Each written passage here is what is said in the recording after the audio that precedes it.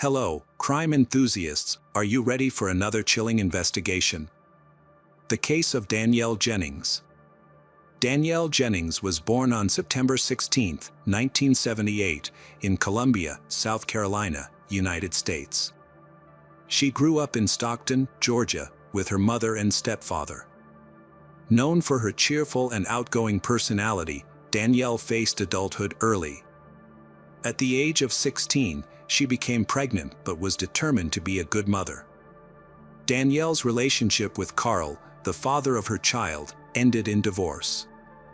In 1996, she gave birth to her son Tristan at the age of 17, and despite the difficulties ahead, Danielle was determined to provide the best life for herself and her son.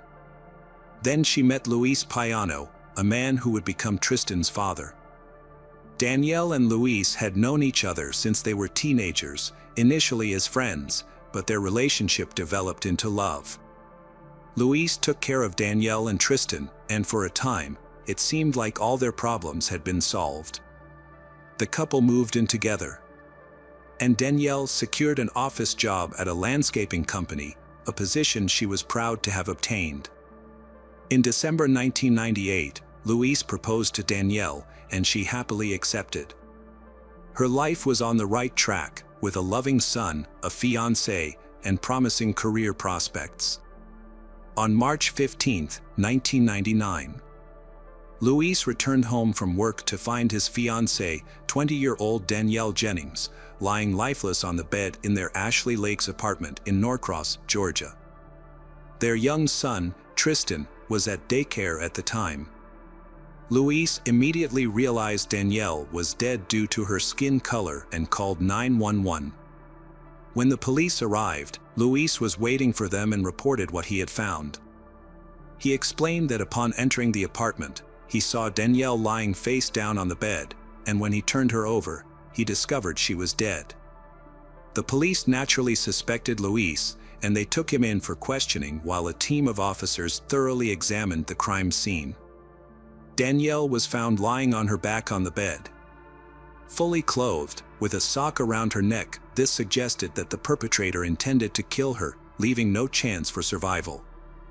The fact that the stocking was tied at the back indicated that the perpetrator was behind Danielle when they strangled her. The crime scene showed signs of disarray, with the bed messed up and a dresser drawer open. It's possible that the perpetrator took the stocking from Danielle's drawer. The contents of her purse had been dumped and rummaged through, leading police to consider the possibility of a robbery gone wrong. However, several valuable items, including cameras and jewelry, were left untouched. This led police to speculate that the perpetrator may have intended to steal something but encountered Danielle and decided to kill her to avoid being identified as a witness. The lack of forced entry at the front door and the locked sliding glass door in the backyard raised suspicions that the crime scene might have been staged. Despite searching the surrounding area, police found no evidence. After investigating the crime scene, police discovered that Danielle may have let the killer into her home voluntarily or that the killer had a key to the apartment. As a result, the prime suspect became Danielle's fiancé, Luis Payano. When police started questioning Luis, he displayed intense emotions. The police were aware that romantic relationships can sometimes escalate into anger, leading to devastating consequences. To begin the interrogation, they asked Luis about his whereabouts on the day of Danielle's death. Luis claimed he spent the entire day at work. He last saw Danielle when they both left their apartment at 6:45 a.m., but she returned briefly to retrieve something. According to Luis, Danielle was anxious about an important meeting with management at work and seemed slightly distracted. He also mentioned that Danielle called him at 11:30 a.m. to invite him to lunch, but he declined due to his heavy workload. Luis tried to contact Danielle later that day but couldn't reach her. Concerned, he called her co-workers, who told him she had gone out for lunch but failed to return to work. Luis then contacted their home, where he spoke to someone named Lise, who also hadn't heard from Danielle. Luis left work to check on Danielle at their home in the Ashley Lakes apartments. When he arrived, he found something unsettling. The front door was unlocked. Upon entering, he saw a jar on the floor. During the investigation into Danielle's death, police questioned Luis about his relationship with her. They asked if the couple had frequent arguments or domestic problems. Luis insisted that their relationship was good and that they loved each other very much. Clearly feeling confused, he became frustrated with the questioning, believing that the police were wasting their time by focusing on him. He insisted that they should find the real culprit, who was still at large. Police also spoke to Danielle's friends and family, all of whom sided with Luis. Luis and Danielle were madly in love and were planning their wedding. However, their happiness did not last long. During the investigation into Danielle's case, Luis's co-workers confirmed that he had been at work all day, providing him with a solid alibi and eliminating him as a suspect. During the interrogation, Luis said that Danielle's co-worker Jeff was showing her too much attention and she was unhappy about it. The police immediately went to Danielle's workplace and spoke to her boss. Danielle's boss confirmed to the police that Danielle had complained about an employee named Jeff. Jeff was a middle-aged man who was a manager at the company. Danielle complained to her boss that Jeff was constantly hanging around her, interfering with her work, and behaving inappropriately. There was a significant age difference between Danielle and Jeff. He was 40 years old and she was 20. Jeff invited Danielle to lunch and Danielle told him that she had a fiancé. She refused to go to lunch with Jeff. The company where Danielle worked took her complaints seriously. On the day of her murder, she had a meeting regarding a complaint she had filed with management against Jeff. She was very nervous about it. She feared that her career might be in jeopardy because she was a new employee and Jeff was her manager. Her co-workers mentioned that Danielle had gone home for lunch after this meeting but had not returned. That gave the police a time frame for when Danielle's attack occurred. The investigation revealed Jeff's involvement, especially when it was discovered that he was absent from the office at the time of the crime and did not return until later in the evening. Police focused on Jeff as a suspect, possibly following Danielle home and attacking her when she opened the door, which would explain the lack of signs of entry.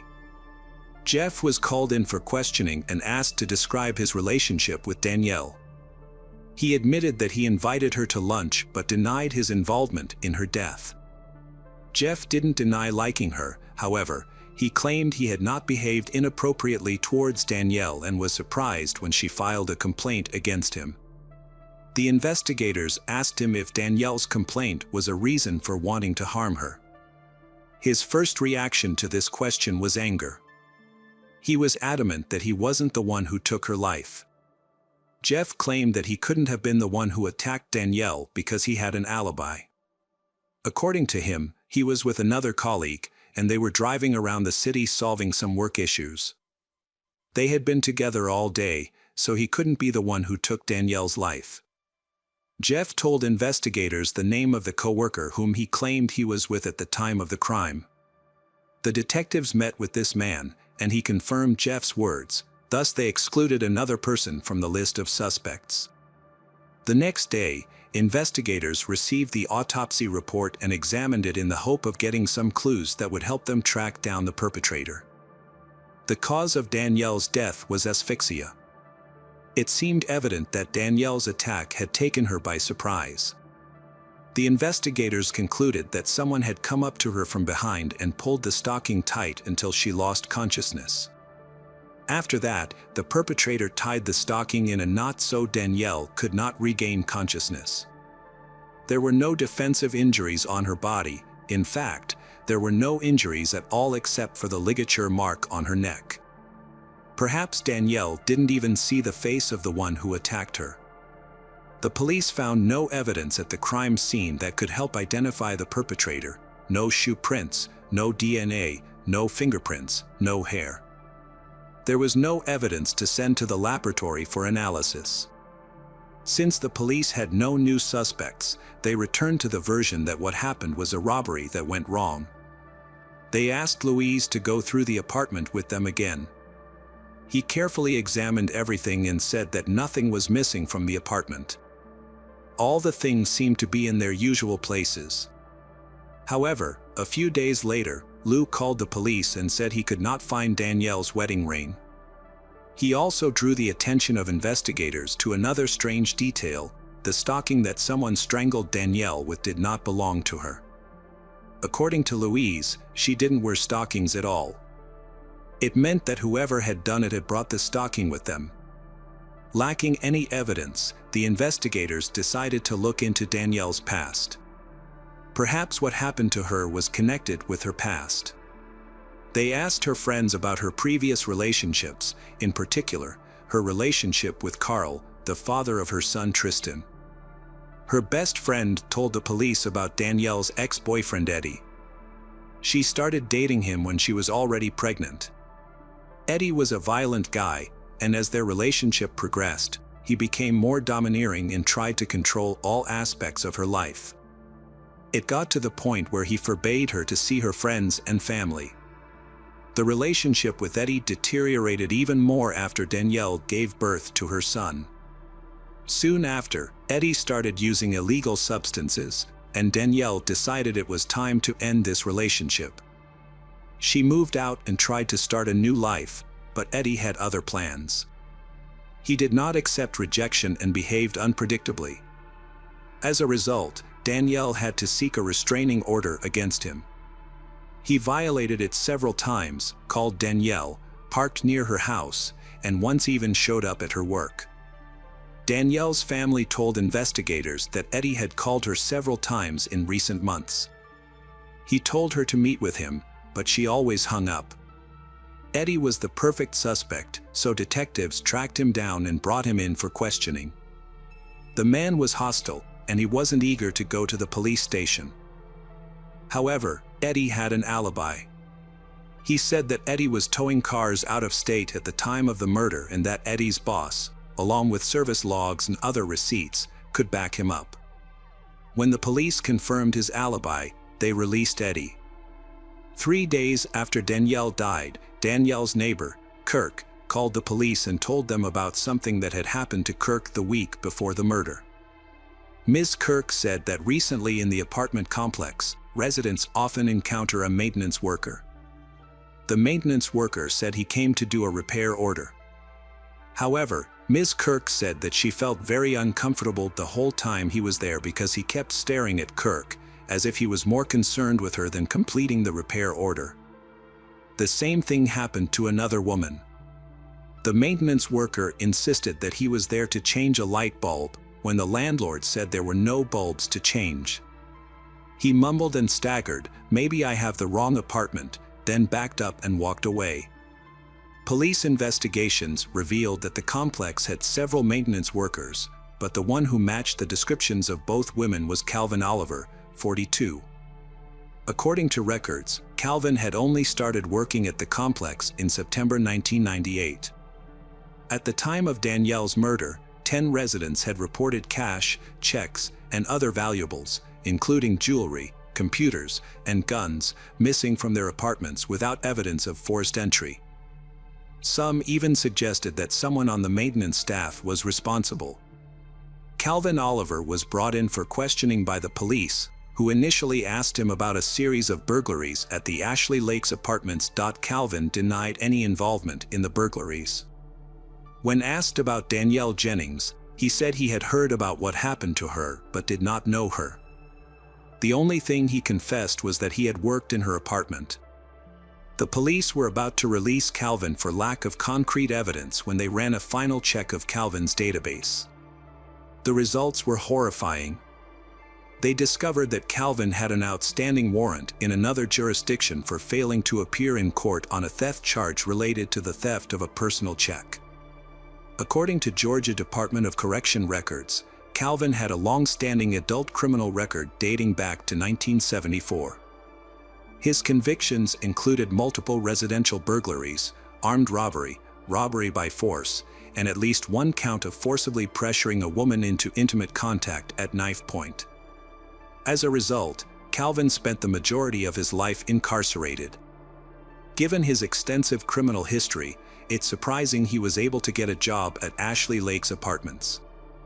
The police took Calvin Oliver into custody, which allowed them to thoroughly investigate his potential involvement in Danielle Jennings's death. As part of their ongoing inquiry into a string of thefts at Ashley Lake's apartments, the police obtained a search warrant for Oliver's apartment. During the search, they discovered stolen items from other residents. And the police discovered Danielle's wedding ring in his home. This discovery directly linked Oliver to Danielle's death. When the police questioned him about the wedding ring, Calvin claimed that he had stolen it about 3 weeks before Danielle's death. However, this claim was proven false. Calvin became a suspect and refused to cooperate with police after being caught lying.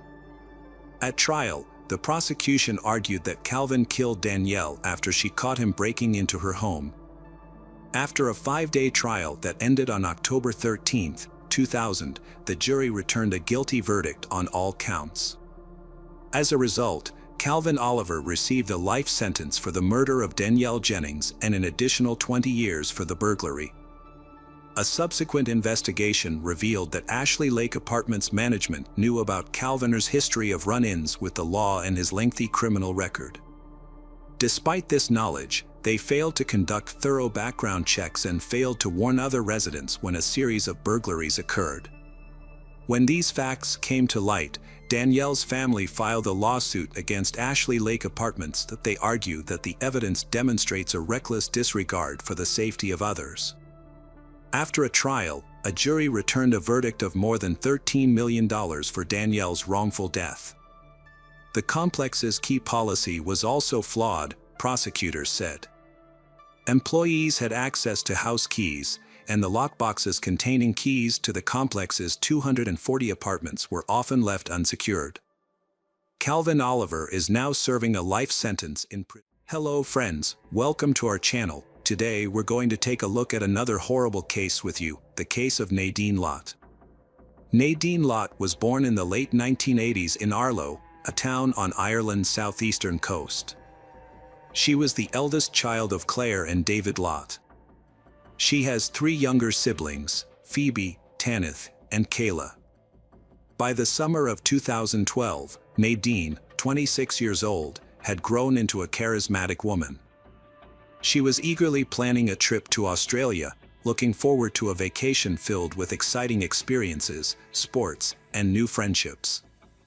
Nadine stood out from her peers with her bright smile and charming personality, which drew people to her. She had a large social circle and could easily connect with anyone. However, beneath her outgoing exterior, Nadine was a sensitive and vulnerable person who always tried to see the best in others. She cherished her family, who had loved and supported her throughout her childhood. Nadine discovered a passion for photography, capturing life's fleeting moments to preserve the world's beauty.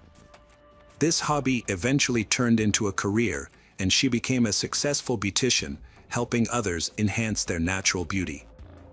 Nadine experienced some difficulties in her personal life. She wasn't eager to settle into a serious relationship, preferring to enjoy her independence and spend time with friends.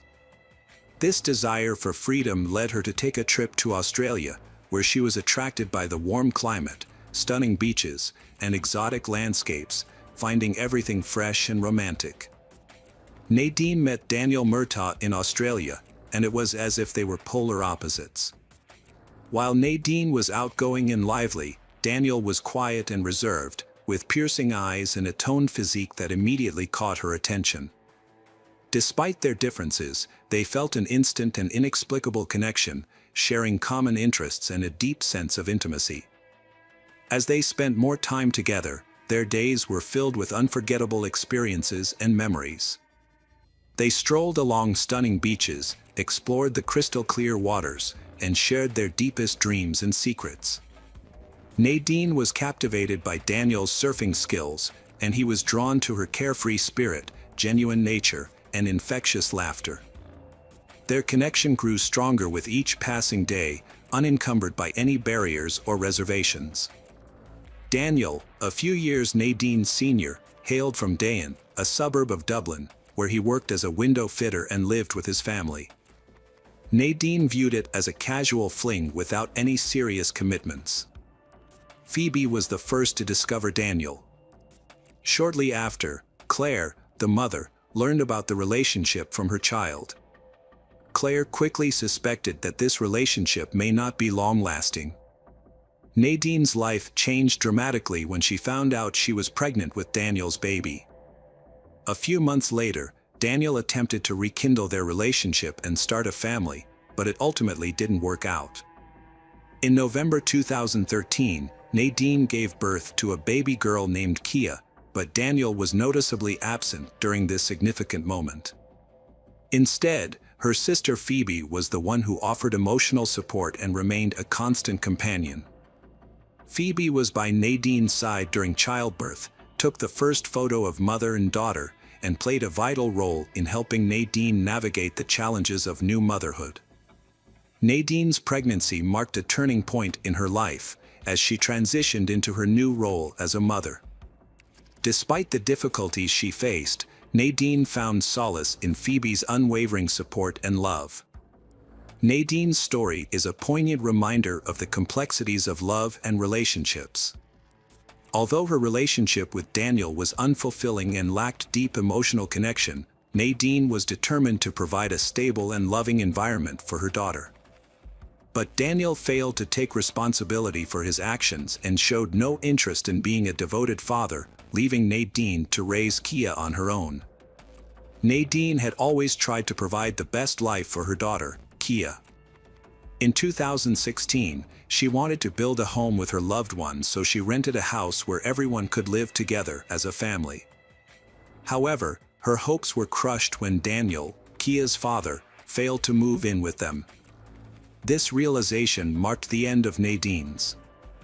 Daniel's constant absence and broken promises had left her emotionally drained, so she made the decision to end their relationship and start a new chapter in her life. Despite their separation, Nadine had held on to the hope that Kia would still be able to maintain a relationship with her father. Claire, Nadine's mother, had a more realistic view of Daniel's. His love for boxing was a higher priority for him than his family. In contrast, Nadine remained devoted to her daughter Kia, providing her with the love, care, and support she required. As Kia grew up without her father, she had her mother as a role model, teaching her to persevere through challenges. In October 2019, Claire suggested that Nadine celebrate her birthday in Rome. During the trip, Nadine's daughter, Kia, also referred to as Nine, confided in her mother about the struggles she was facing in her life. Nadine had moved on from her relationship with Daniel and was thriving as a single mother. She enjoyed her job, took pride in her accomplishments, and was happy with her life. Her future looked promising, especially after being offered a modeling job. Her happiness was short-lived when she discovered that Daniel continued to make unfulfilled promises to visit their daughter Kia in Ireland. When Daniel requested a meeting to give Nadine money for Kia, she was skeptical, suspecting that he just wanted to see her, not their daughter. She agreed to his request, but only because she didn't want Kia to think poorly of him. Nadine still held on to the hope of creating a real family, despite the increasing impossibility of it. To shield Kia from disappointment and pain, Nadine made excuses for her father's absence. She wanted to protect her daughter from Daniel's irresponsibility and neglect. Meanwhile, Daniel was reluctant to let Nadine go and was fearful that she might start dating other men. As a result, Nadine felt forced to keep her personal life hidden from him to avoid his controlling behavior and threats. In 2019, Nadine Lott's life drastically changed after she ended her relationship with her partner, Daniel. She started dating a new partner from Turkey, but her attempts to keep this relationship private were unsuccessful. Daniel discovered Nadine's new partner and became furious, sparking a series of stalking incidents that caused her immense distress. On December 5th, Nadine sent a clear message to Daniel, stating that their relationship was over and demanding that he stop harassing her. She believed this would finally bring an end to the toxic relationship. However, on December 13th, Nadine asked Daniel to watch their child, Kia, while she attended her aunt's birthday celebration at a local pub. Daniel agreed to watch Kia at his home in Condon, a different location from where Nadine lived, which was in Wicklow. On the night of December 14th, Daniel repeatedly tried to contact Nadine, calling her at 5:57 and 1:26 a.m., but she didn't answer. He eventually sent her a message, asking her to return home soon. Nadine returned home and changed her clothes, but the events that followed are unclear. What is known is that Daniel attacked Nadine, terrifying her 6-year-old daughter, Kia.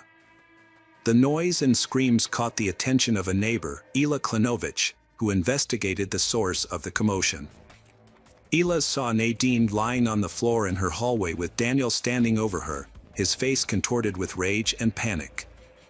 Horrified, Ela retreated to her apartment and quickly contacted Nadine's family.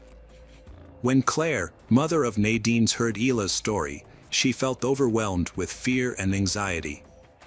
Daniel fled the scene in his Volvo, leaving behind a trail of dust and blood. When Claire rushed into Nadine's apartment, she was met with a disturbing sight. The walls and broken glass were covered in blood splatters, reflecting the horrific events that had unfolded. But the situation was far from over. It was now 9:50 a.m. Claire, Phoebe, and Kyle walked into the kitchen and were shocked by what they saw. Nadine's body was lying on the floor, brutally mutilated and showing no signs of life. Meanwhile, about 20 miles away in the town of Lahr, Daniel lost control of his car and crashed into a ditch. Miraculously, he escaped with only minor scratches. John Beck-Ken stumbled upon the wreckage and was shocked by the scene: a car with broken headlights, shattered glass, and a lone vehicle lying in a ditch. His initial thought was that the driver had been drinking after a Christmas party, but as he approached the car, he was surprised to find it empty. Suddenly, Daniel emerged from the fog, his eyes vacant, his body shaking, and his clothes covered in blood.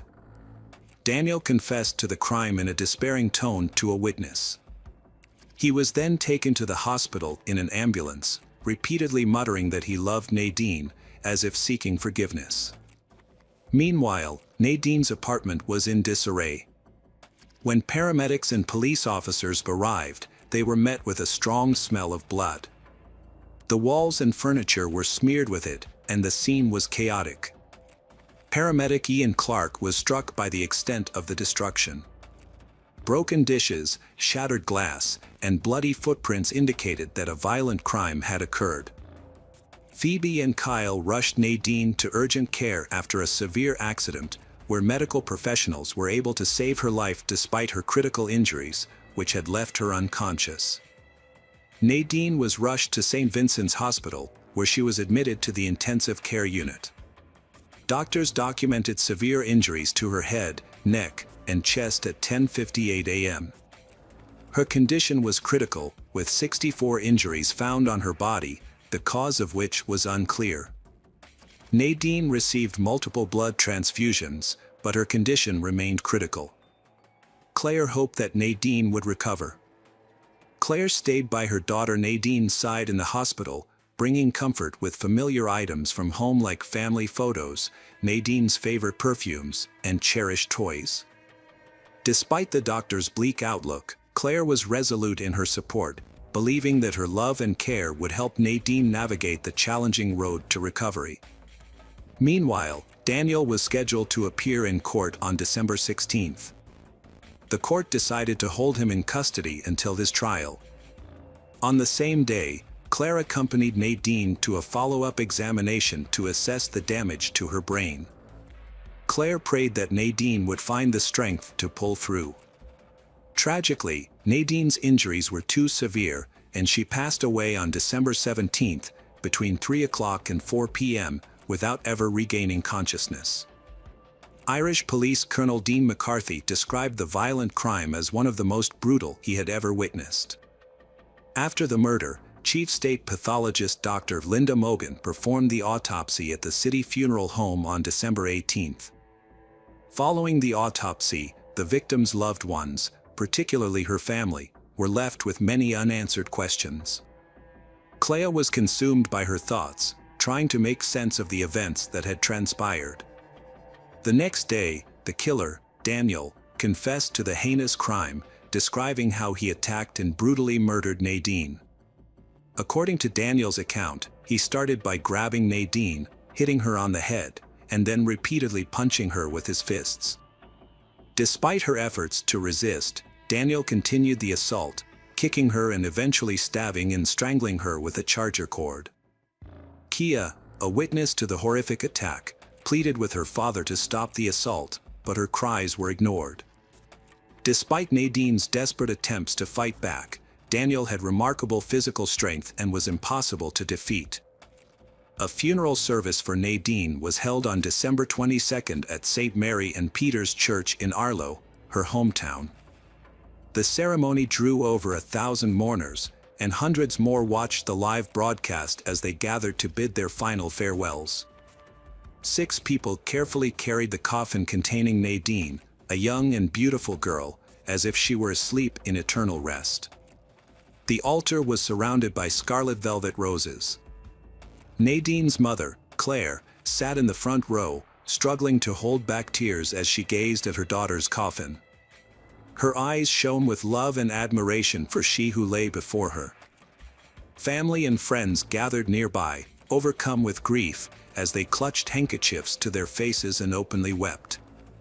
David Lott, Nadine's father, stepped forward, his voice shaking with sorrow, and tearfully placed one of Nadine's elegant handbags beside the coffin. Nadine had a remarkable ability to turn anything into a stunning fashion accessory that perfectly matched her one-of-a-kind style. Next, Kyle, a close family friend, approached the altar, holding a photograph of Nadine and Kia, beaming with happiness as they hugged each other. Kia, confused and grief-stricken, clung to her mother's side, unable to comprehend the loss she had suffered. Phoebe, Nadine's sister, brought a pair of shoes to the altar, the very ones Nadine had been planning to wear to her prom. Overwhelmed with emotion, Phoebe struggled to hold back her tears. Tanith, another close friend, carefully placed a photo album on the altar, filled with cherished memories of Nadine's carefree days, joyful parties, and radiant smile. These memories would remain with them forever, a poignant reminder of the happy times they had shared with Nadine. With genuine empathy on his face, Priest Michael Moore led the ceremony with heartfelt words of eternal life and hope that soothed the grieving family and friends. Looking directly at Kia, he voiced gratitude for the immense joy she had brought Nadine during her life, wishing that Kia's own life ahead be one rich with care, protection, and enduring love. He reassured Kia that her mother's loved ones would always be there to protect her from harm, serving as her guardian angels. Nadine's sisters, Phoebe and Tanith, tearfully bid their final farewell, overcome with grief at the loss of their beloved sister. The ceremony concluded with the playing of funeral music, after which Nadine's coffin was laid to rest in the San Gabriel Cemetery. As her loved ones said their final goodbyes, they took comfort in knowing that Nadine's soul was at peace. Hello friends, welcome to our channel. Today we're going to take a look at another horrible case with you, the case of Antonia Barra.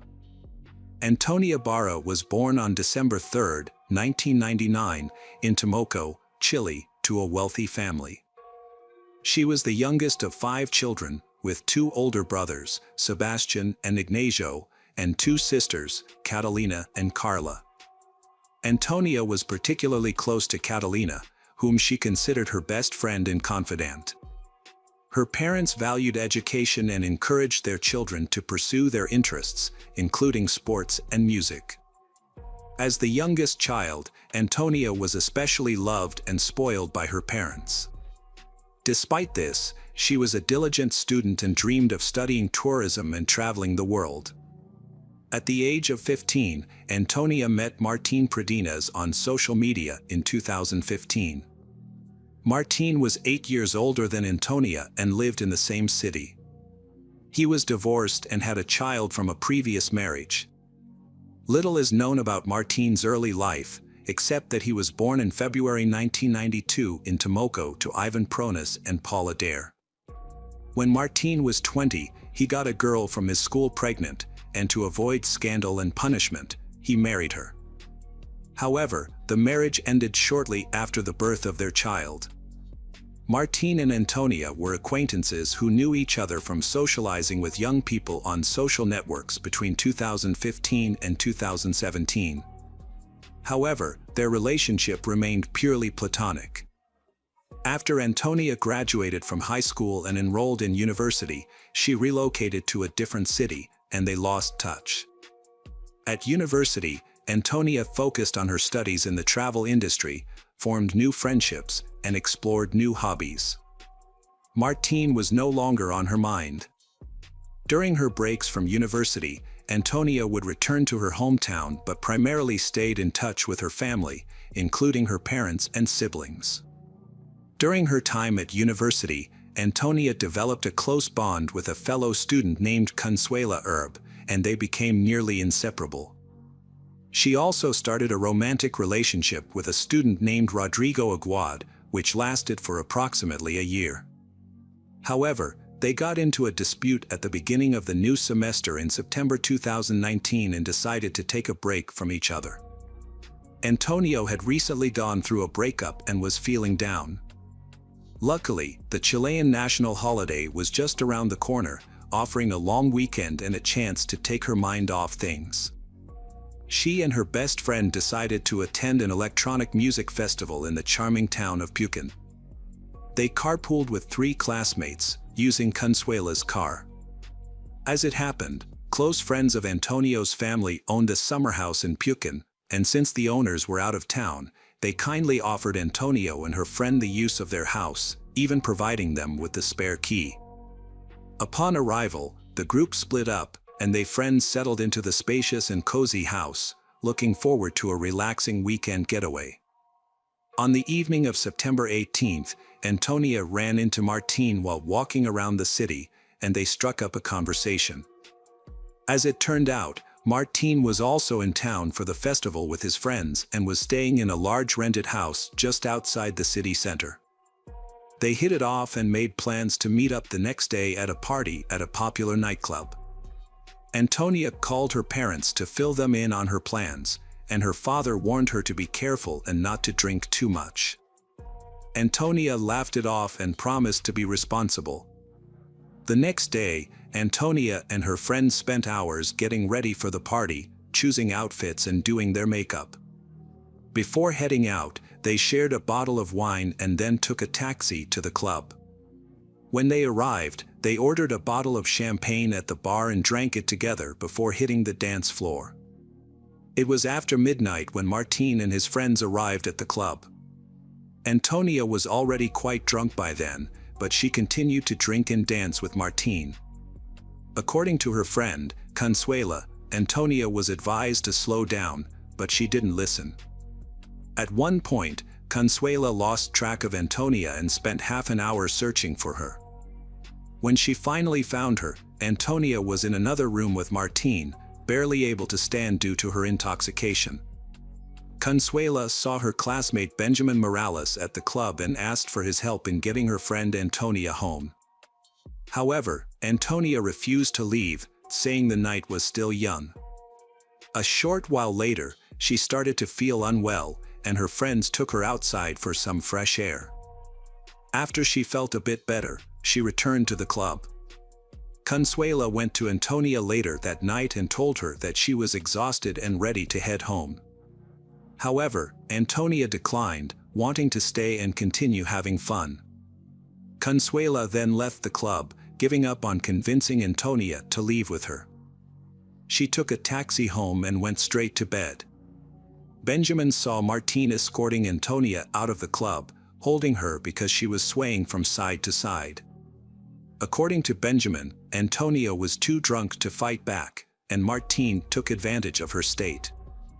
They waited near the entrance for a while, allowing Antonia to recover a bit. Soon, Martine's friends arrived and suggested they continue partying at their rented house.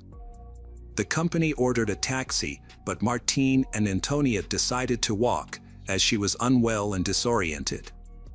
Surveillance cameras captured their walk, showing the man supporting a drunk student who was trying to break free from his grasp.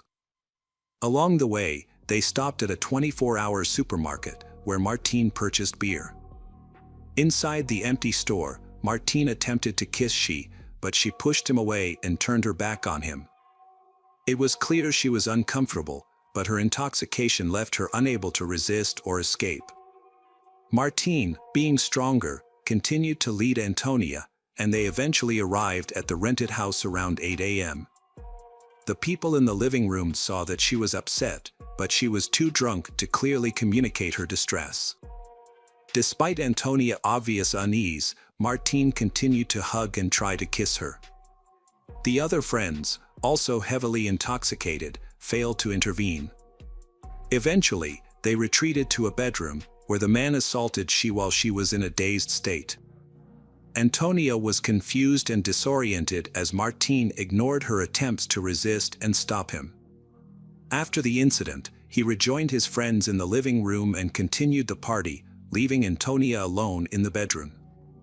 Later, around 9 a.m., she managed to call Benjamin, but her speech was slurred and she was crying uncontrollably, making it hard for him to understand her. She was unable to explain what had happened or where she was.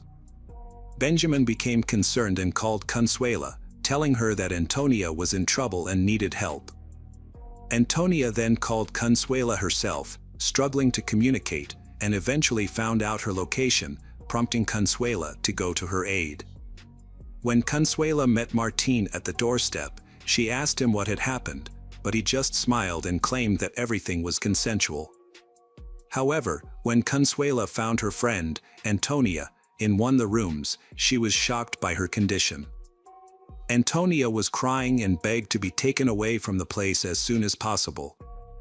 They left shortly after and went home, where Antonia immediately took a shower. Despite her friend's advice to preserve the evidence and report the incident to the police, Antonia insisted that no one should ever find out what had happened. She tried to act normally when she spoke to her parents later that day, hiding her true emotions. The next morning, Antonia and her friends returned to the student dormitory. In the aftermath, Antonia struggled to cope with the trauma. She tried to forget the nightmare and resume her normal life, attending classes and socializing with friends. However, only Consuela noticed that Antonia was not okay. As time passed, Antonia's mental state deteriorated, and she gradually fell into a deep depression. Antonia was traumatized and didn't want to talk to anyone about what had happened to her.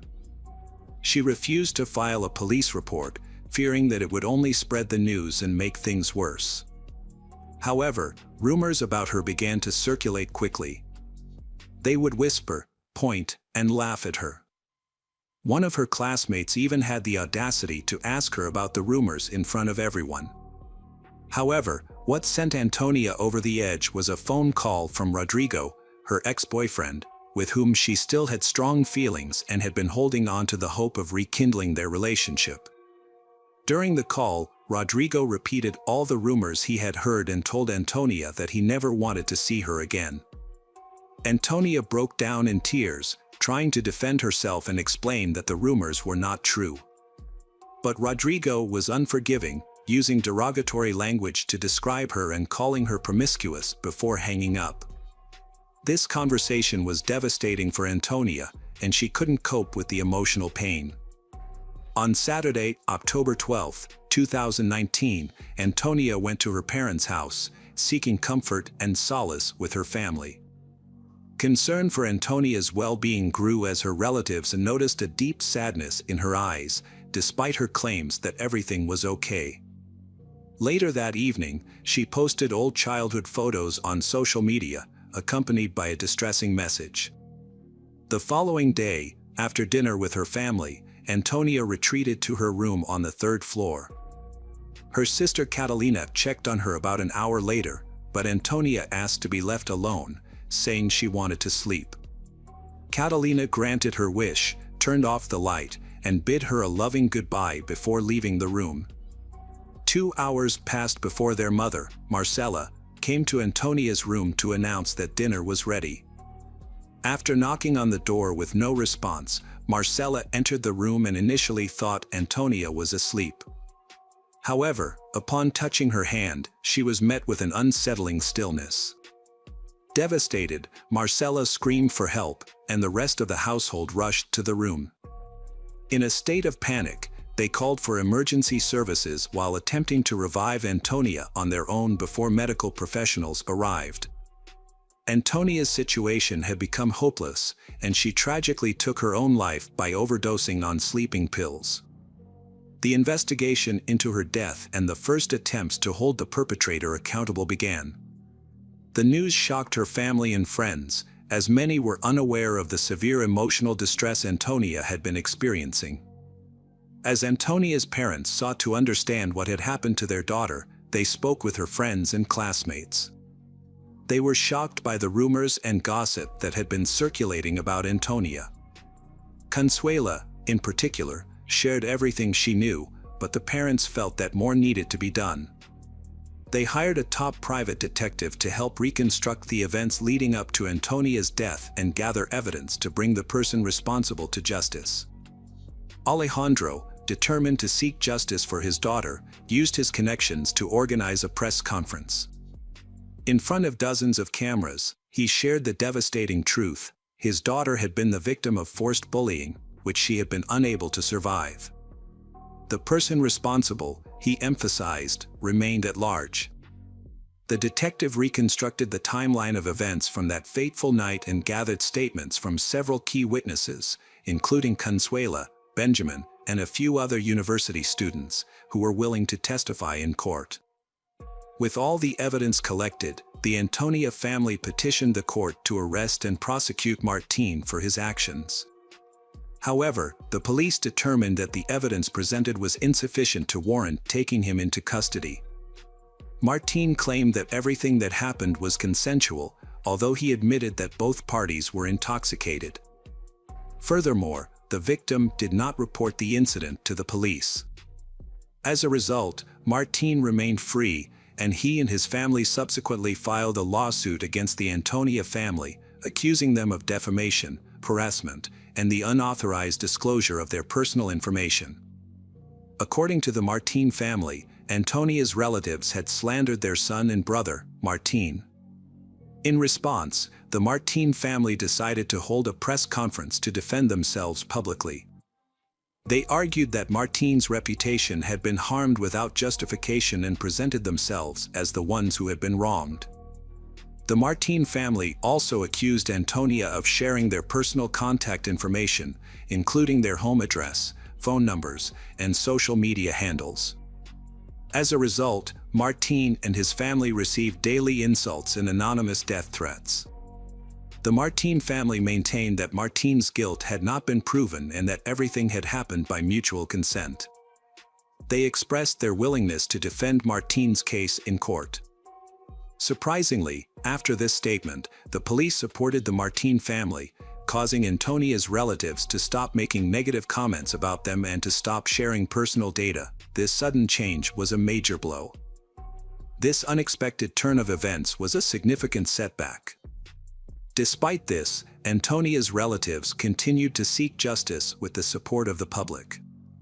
Victims who were initially silent about their experiences began speaking out after Antonia's case gained widespread public attention. Within a month, 8 more girls came forward to the police, claiming they too had been harassed and assaulted by Martín.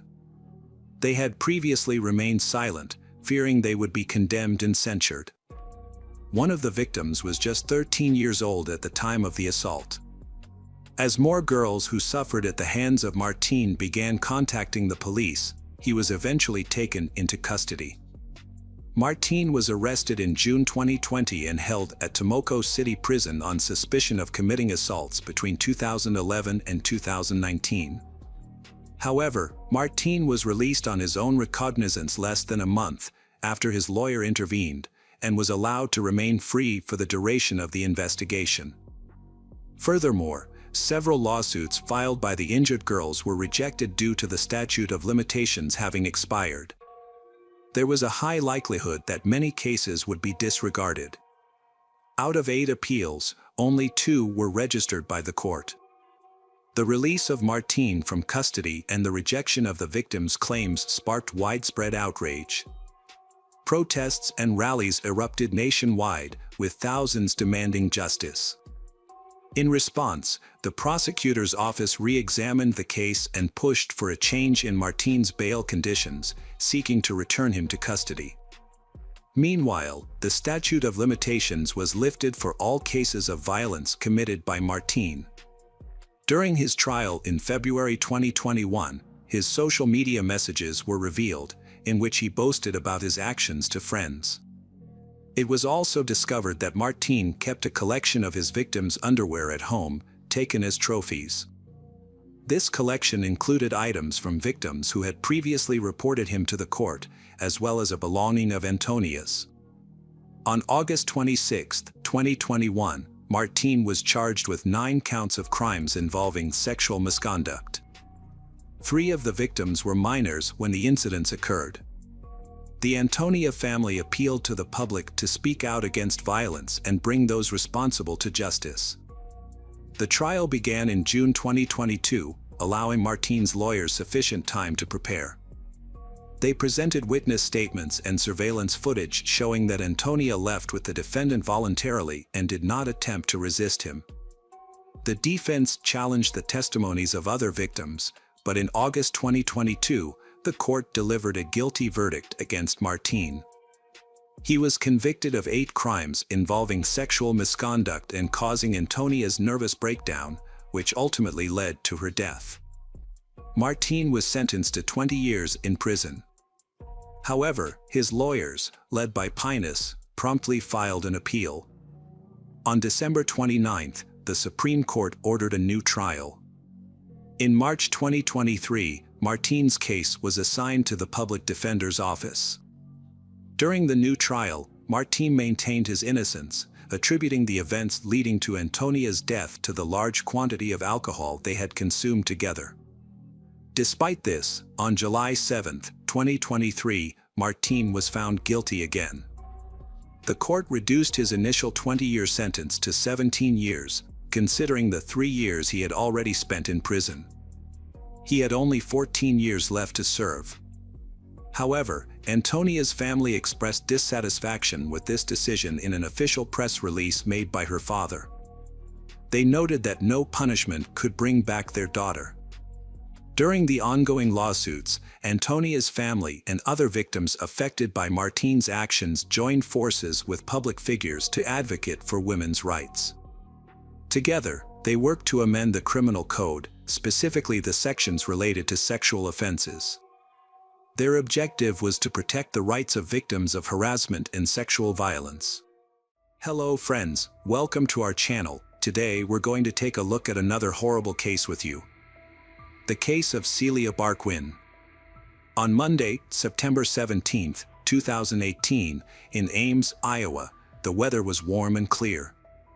Celia Barquin Arozamena, a 22-year-old university student, decided to play golf at Coldwater Golf Links Club before her classes. During her drive to the course, she spoke with her mother, who expressed concern for her safety. Despite her confidence, Celia's day took a devastating turn. Although the golf course was crowded, she became the victim of a horrific crime. Born on July 6, 1996, in Point San Miguel, a small village in northern Spain, Celia had moved to Iowa on a golf scholarship, leaving behind a family that had lived in the village for 8 generations. Celia, a talented athlete, had numerous university options offering her a tuition-free education. However, she chose to attend a university in Ames, Iowa, a quiet and cozy town with a population of 65,000, which reminded her of her hometown in Spain.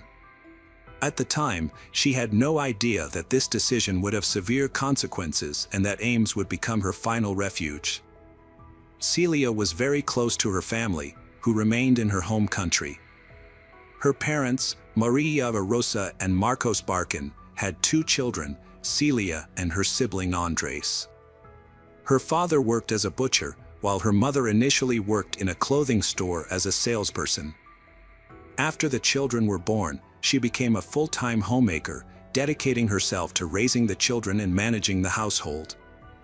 The family lived a modest life, but they were a close-knit and supportive one. Their children's well-being and education were their top priority. Andres pursued a career in law, while Celia, who had a natural talent for golf, earned a scholarship to study in the United States. Celia had a clear goal in mind: to buy a house for her family and take care of them. To achieve this, she worked hard and practiced diligently to excel in her sport. Her efforts paid off, earning her numerous titles and awards in various competitions. Notably, she won the European Women's Amateur Championship in Slovenia in June 2018, came in second in the European Women's Team Golf Competition, and was crowned the 2018 Confederation Big 12 Women's Golf Champion in the United States. She was also named the 2018 Iowa State Athlete of the Year. With her impressive achievements, Celia's future looked bright, and many had high expectations for her. Despite moving to the United States, Celia remained close to her family. She made it a point to call her parents every day, sometimes multiple times a day. Whenever she had free time, she would feel homesick and miss her family dearly. During her vacations, Celia would visit her family in Spain. Even on her home country breaks, she continued to work tirelessly to refine her skills. Her mother was a strong supporter of her daughter's passion and often joined her in training sessions. Celia had a comfortable life in Iowa, where she lived with her boyfriend, Carlos Nigri Nablas, in a rented apartment. Their relationship had an interesting backstory. They met in university, where Celia was already in a relationship with someone else. Despite this, Carlos was immediately smitten with her. Her captivating smile, kind nature, and determined personality drew him in, and he came to greatly respect her perseverance. Although she wasn't available at the time, Carlos became her closest friend and confidant, always offering support and encouragement. For over a year, Carlos supported his friend Celia through her tumultuous relationship with her boyfriend. When she finally broke up with him, Carlos confessed his long-held feelings to her. After a walk together, Celia revealed her own feelings by pulling Carlos close and kissing him. Overjoyed by her reciprocation, Carlos ran through the dormitory, screaming with happiness. This marked the beginning of their romance. To celebrate, Carlos set off fireworks and sent Celia a heartfelt video, expressing his admiration for her. As their relationship blossomed, they became inseparable. Eventually, they decided to take the next step and move in together. Carlos and Celia were busy preparing for their future together, having already gotten engaged. In May 2017, Carlos graduated from college and landed a job at an engineering firm in Ames. Meanwhile, Celia was nearing the end of her senior year at Iowa State University, where she was also studying civil engineering. After retiring from athletics, Celia had her sights set on a career in engineering, driven by a desire to make a positive impact and prove that women could thrive in a traditionally male-dominated field. Celia spent the summer of 2018 in Spain with her family before returning to Iowa to graduate. As a member of the Iowa State women's golf team, she was a promising athlete who also competed individually. She was preparing for an upcoming competition, but her plans were about to take a devastating turn.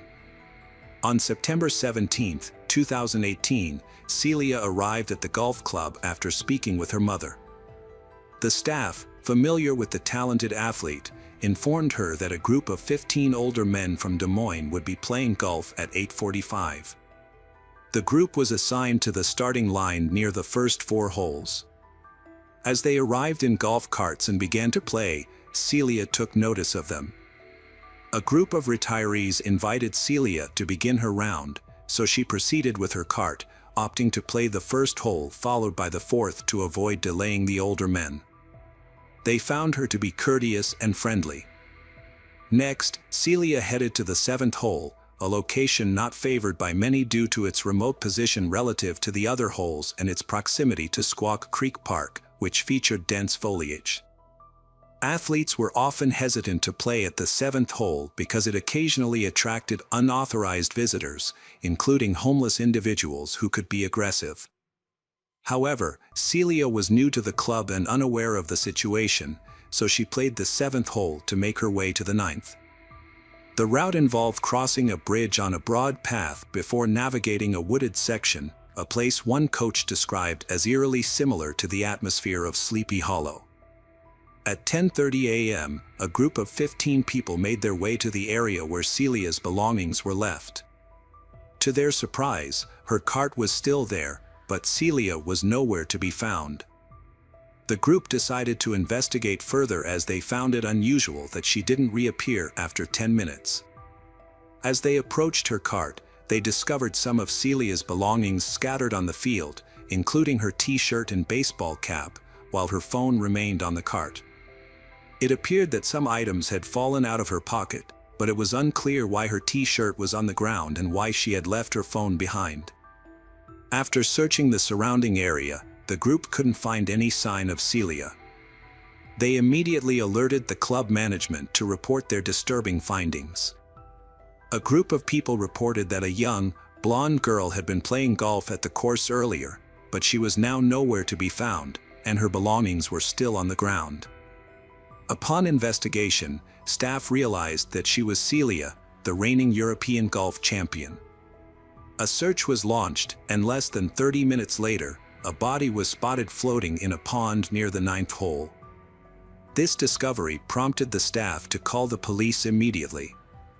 Upon recovering the body from the water, police officers identified the victim as Celia Barkin. An autopsy revealed that she had suffered multiple stab wounds to her neck and torso. A search dog was brought in and quickly picked up a scent, leading the police to a tent in a wooded area of Squaw Creek Park. Although the tent was empty, it contained bloodstains, suggesting that the perpetrator may have been hiding there.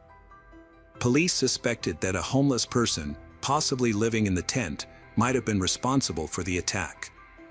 The police were searching for the perpetrator and found a man near the tent. The man claimed to live in the area and just wanted to retrieve his tent. As it turned out, the man was Colin Richards, 22 years old, the same age as Celia. Despite their similar ages, they couldn't be more different. However, it became clear that Colin was responsible for the murder. Physical evidence incriminated him.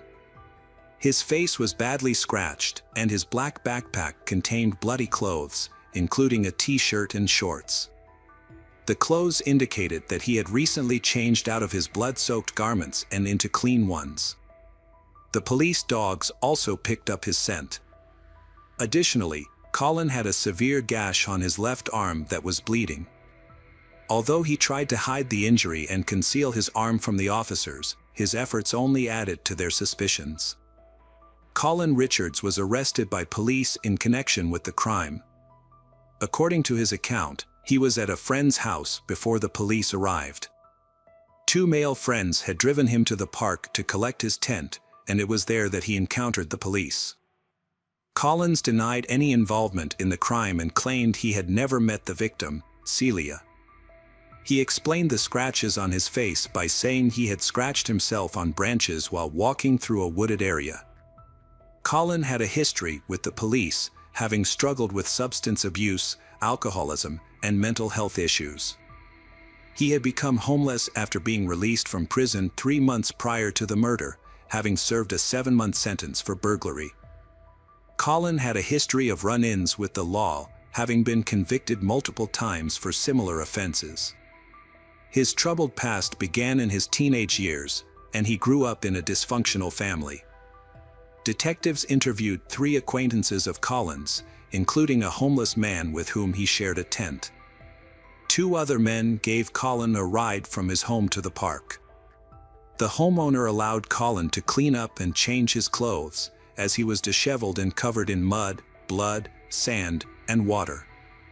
After washing up and changing, Colin left with his bloody clothes in a backpack, intending to return to the park to retrieve his tent before leaving the area. The men described Colin's behavior that day as unusual, extremely nervous, and hurried. He didn't explain why he was in such a rush, only mentioning that he had cut himself and soiled his clothes.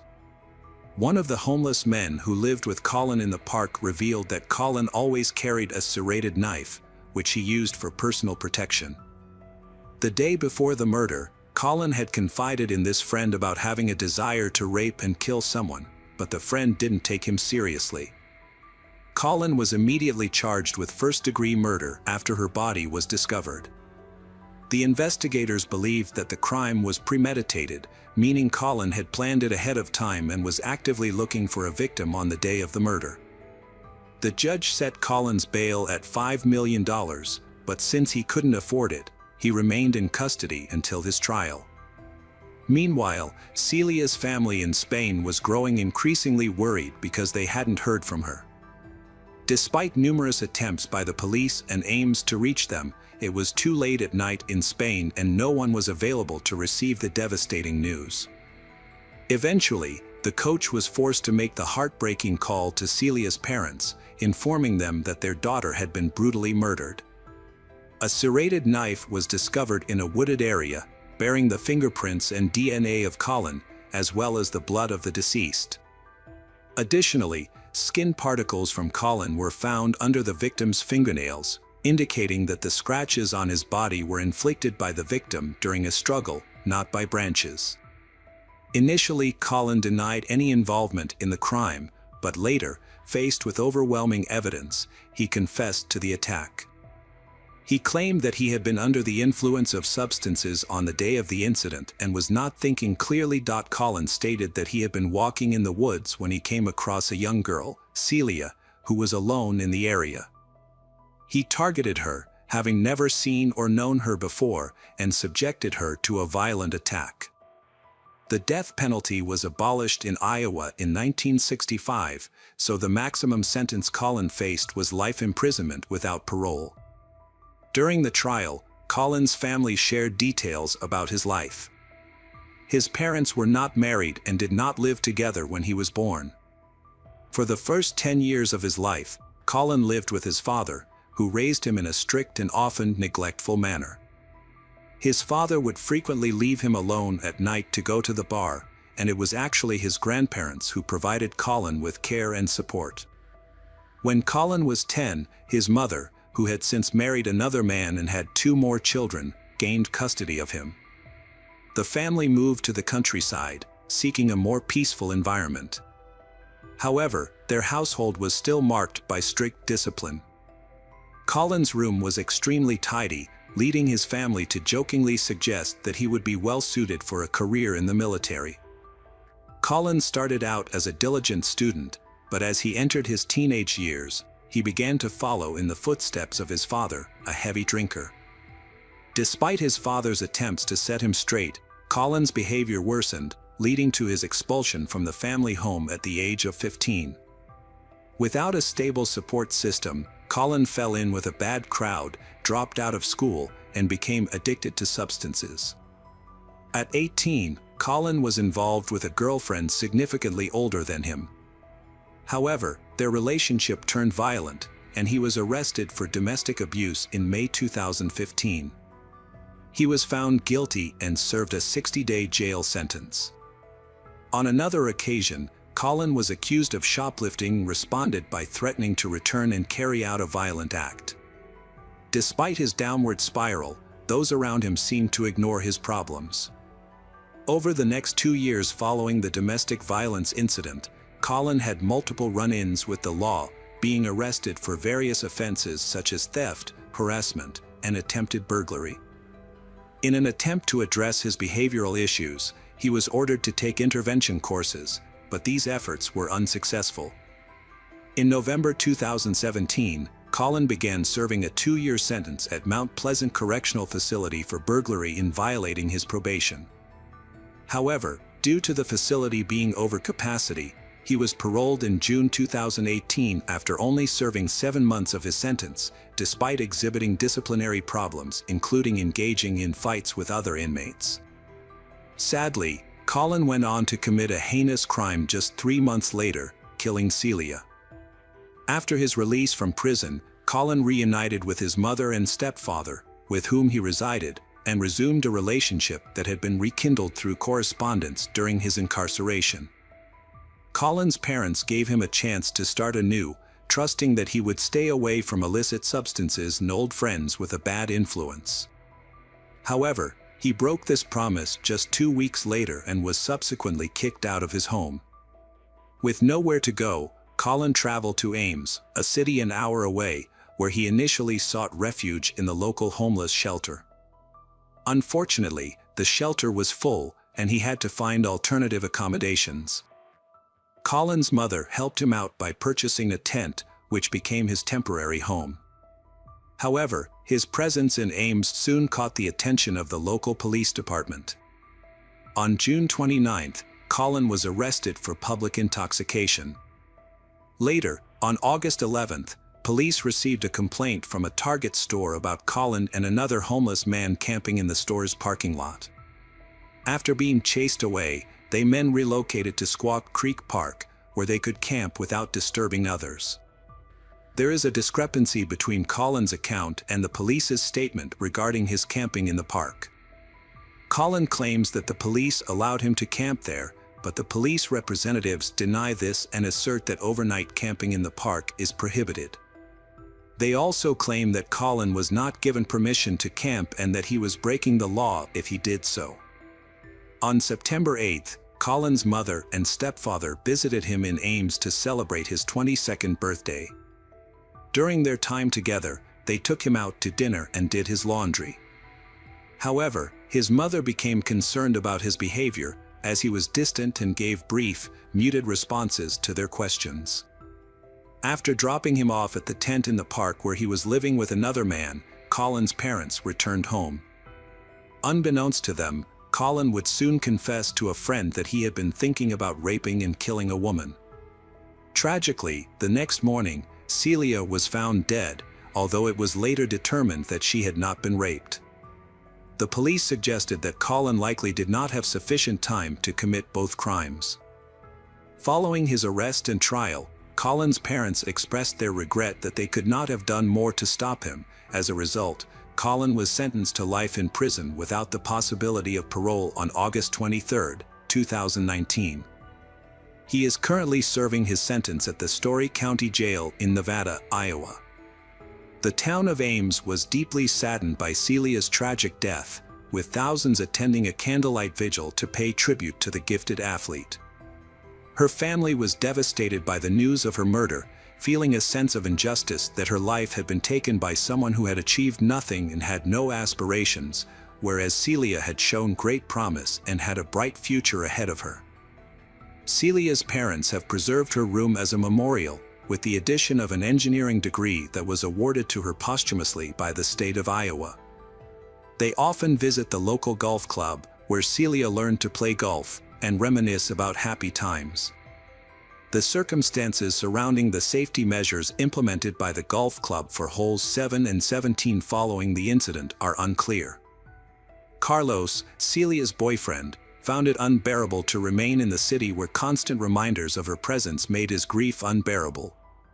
He relocated to Florida, and his life after that remains a mystery. Celia's brother was deeply affected by her death, losing a significant amount of weight due to stress.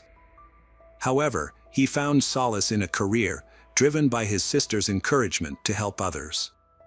He pursued a law degree and subsequently joined the police force. Hello friends, welcome to our channel. Today we're going to take a look at another horrible case with you, the case of Christy Wilson. Christy Wilson was born on January 10, 1978, in San Jose, California.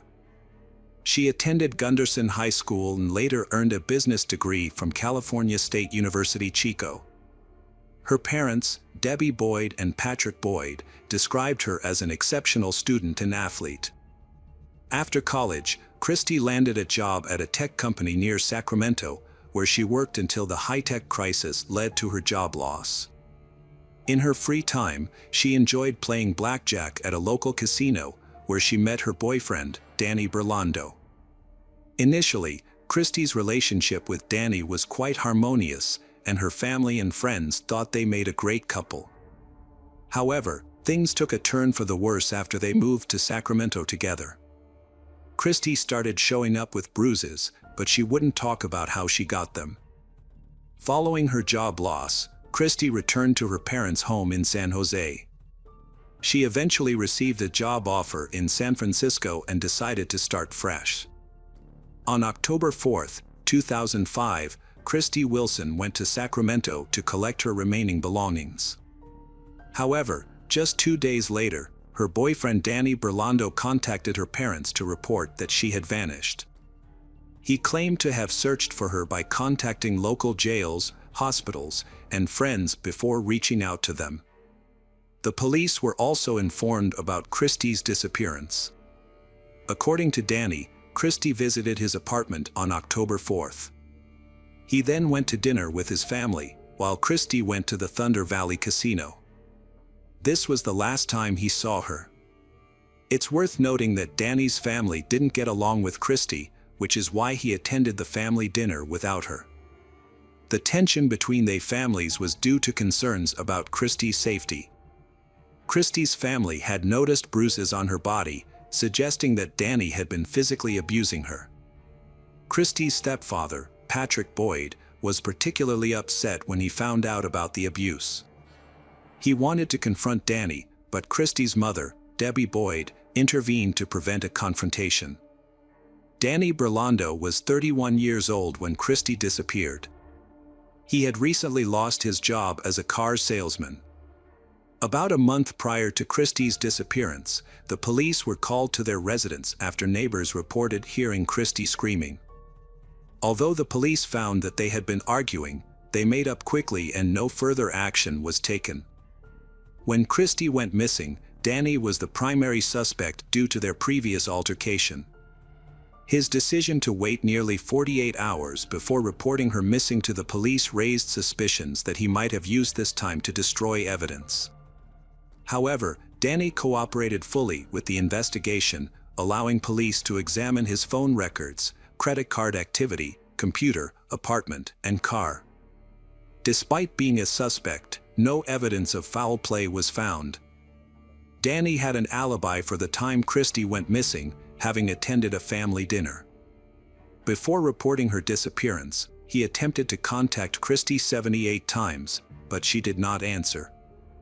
The police interviewed Christie's friends and family, and reviewed her phone and credit card activities, but found no activity on her bank account since October 4th. Christie's family and the police worked together to find her.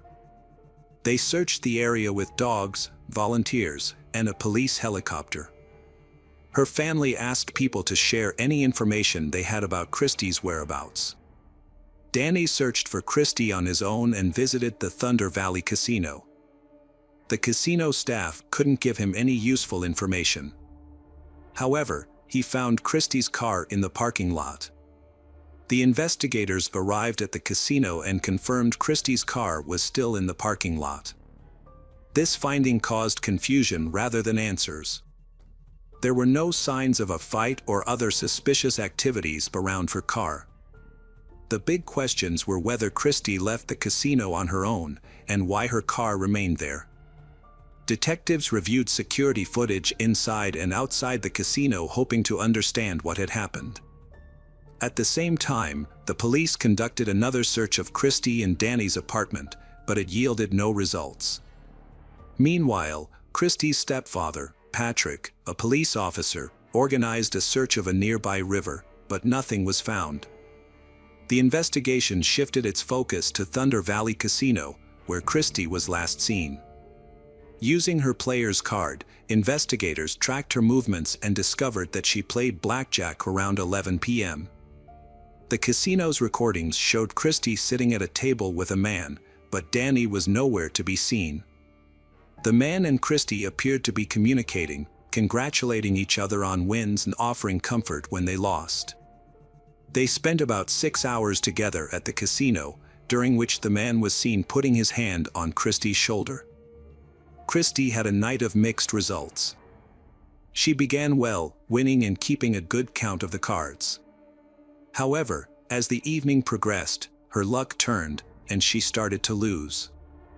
As she consumed more drinks, Christie became increasingly agitated and lost control. The casino staff eventually asked her to leave, but the man intervened, saying, "Don't worry, I'll take care of this beauty." Shortly after, the man and Christie left the casino together, as captured on camera.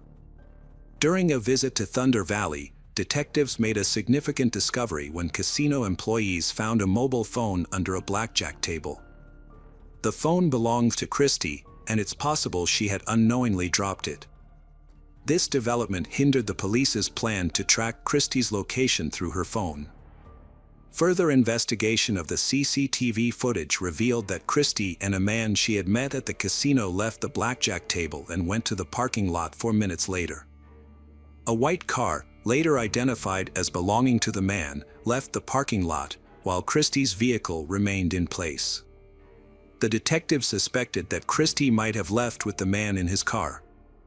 The police needed to determine whether Christie had willingly accompanied the man or if he had forced her into the car. After analyzing players' card data, detectives identified the man as Mario Flavio Garcia, a 53-year-old family man from Auburn with a successful IT career. As the investigation progressed, the detectives discovered that the white car seen in the CCTV footage belonged to Mario Garcia, making him the primary suspect in Christie's disappearance. However, the footage showed that Mario Garcia appeared to be alone in the car when he left the parking lot, and Christie never returned to her vehicle. Mario Garcia had stayed in the parking lot for 3 minutes and 41 seconds, raising questions about what might have occurred between him and Christie during that time. Detectives investigating Mario Garcia's life discovered a stark contrast between his public and private persona. While he was a respected community member and football coach, he also had a dark history. 25 years prior, Mario had been arrested for kidnapping his ex-girlfriend, taking her to a secluded location, and forcing her into a sexual act at gunpoint. Despite the severity of the crime, the case was plea bargained down to assault with a deadly weapon, resulting in a lenient sentence of 18 months probation. This was not the only instance where Mario's caught the attention of police. In another incident, Mario was involved in a tumultuous relationship with Lynette Smith. In 1979, Mario, Lynette, and her mother, Violet Davis, spent Christmas together. After dinner, the three of them got into Lynette's car, which subsequently crashed into a river near Oakland Airport. Mario, the sole survivor, claimed Lynette was driving, but investigators could not confirm this. Violet Davis's body was found in the car, while Lynette's body was not recovered until a week later. The incident was initially believed to be an accident, and no one was charged in connection with the deaths. After collecting the available information, investigators interviewed Mario about Christie Wilson. He maintained he was unaware of her disappearance and stated that they left the casino together, parted ways politely after exchanging goodbyes, and went in different directions. Although he claimed to have headed home immediately, his words couldn't be confirmed or disputed through the casino's CCTV footage. Nonetheless, by reviewing security recordings from surrounding locations, investigators ascertained Mario lied. CCTV evidence outside of the casino caught Mario heading the opposite way of his claimed direction after they were separated. Mario claimed to have gone straight home and fallen asleep at 8:30 a.m. after leaving the casino. However, his wife refused to cooperate with the police, leaving detectives unable to verify his alibi. A review of Mario's cell phone records revealed discrepancies in his story. A call to his wife at 7:51 a.m. was made from a cell tower located far from his house, indicating he did not go home immediately after the casino. Mario also stated that he arrived at work at 9 a.m., but a colleague reported that he was late, arriving around 10 a.m. Further investigation revealed that Mario had scratches on his arm and a bruise under one eye the day after Christy Wilson's disappearance. When questioned, Mario attributed the injuries to a fall from a tree while pruning. However, detectives were skeptical of this explanation, as it is unlikely that someone would prune trees at night. The police asked a forensic expert to examine Mario Garcia's injuries. The expert found that the scratches on Mario's face and body didn't match the kind of injuries you'd get from falling out of a tree. There were 4 parallel scratches on his face, and 3 more on the left side of his chest. This was suspicious because Christy Wilson was right-handed. The police suspected Mario was involved in Christy's disappearance, so they got a search warrant for his car, home, and computer. Mario had claimed he went home after saying goodbye to Christy in the parking lot, but as investigators searched his car, they started to think Christy was probably dead. Mario had tried to clean up his car, washing both the inside and outside, and even throwing away the trunk mat. However, he hadn't been able to get rid of all the evidence. Initially, investigators found a small, unremarkable spot on the car seat that was later confirmed to be blood. However, the sample was not suitable for DNA analysis. Further examination of the vehicle revealed 2 long hairs and small blood splatters on the back door of the trunk. The hairs were matched to the missing person, Christy. Further examination of the bloodstains showed that they contained DNA from both Mario and Christy, which disagreed with Mario's statement that he and Christy had separated in the parking lot. This evidence suggested a physical altercation between Mario and Christy. A review of Mario's search history showed that he had been researching forensic toxicology and visiting websites that described how to secretly administer drugs to someone's drink on a date. This led investigators to suspect that Christy may have been a random victim who was targeted by Mario after they sat together at a table. It was possible that Mario had spiked her drink. To prove this, the police needed to find Christy's body. A thorough search of Garcia's 5-acre property was conducted, but unfortunately, no new leads were discovered. Mario Garcia was arrested and charged with kidnapping and murder despite the absence of Christy Wilson's body. He maintained his innocence throughout the trial, which began on September 11, 2006. Prosecutors presented evidence suggesting that Mario had met Christy at a blackjack table, left the casino with her, attacked and killed her, and then hid her body. During the trial, Mario questioned the validity of the evidence, pointing out that only Christy's DNA was found on his car door, while the DNA of his family members and others who had been in the car was not detected. He suggested that the police had planted Christy's DNA as evidence. Mario stated to the court that he would not request leniency or pardon, claiming that he was innocent and did not commit the crime. However, the jury found him guilty on January 11, 2007, and he was sentenced to 59 years to life in prison. After the sentencing, Christy's family held out hope that Mario Garcia would finally reveal the location of her body. However, he refused to cooperate. As the years went by, the family struggled to move on with their lives, which had been forever changed by the traumatic experience. Mario's repeated appeals only added to their distress, despite being unsuccessful. The ongoing appeals prevented the family from finding closure and moving on with their lives. In 2018, Mario offered to provide information about Christy's body in exchange for an early release from prison.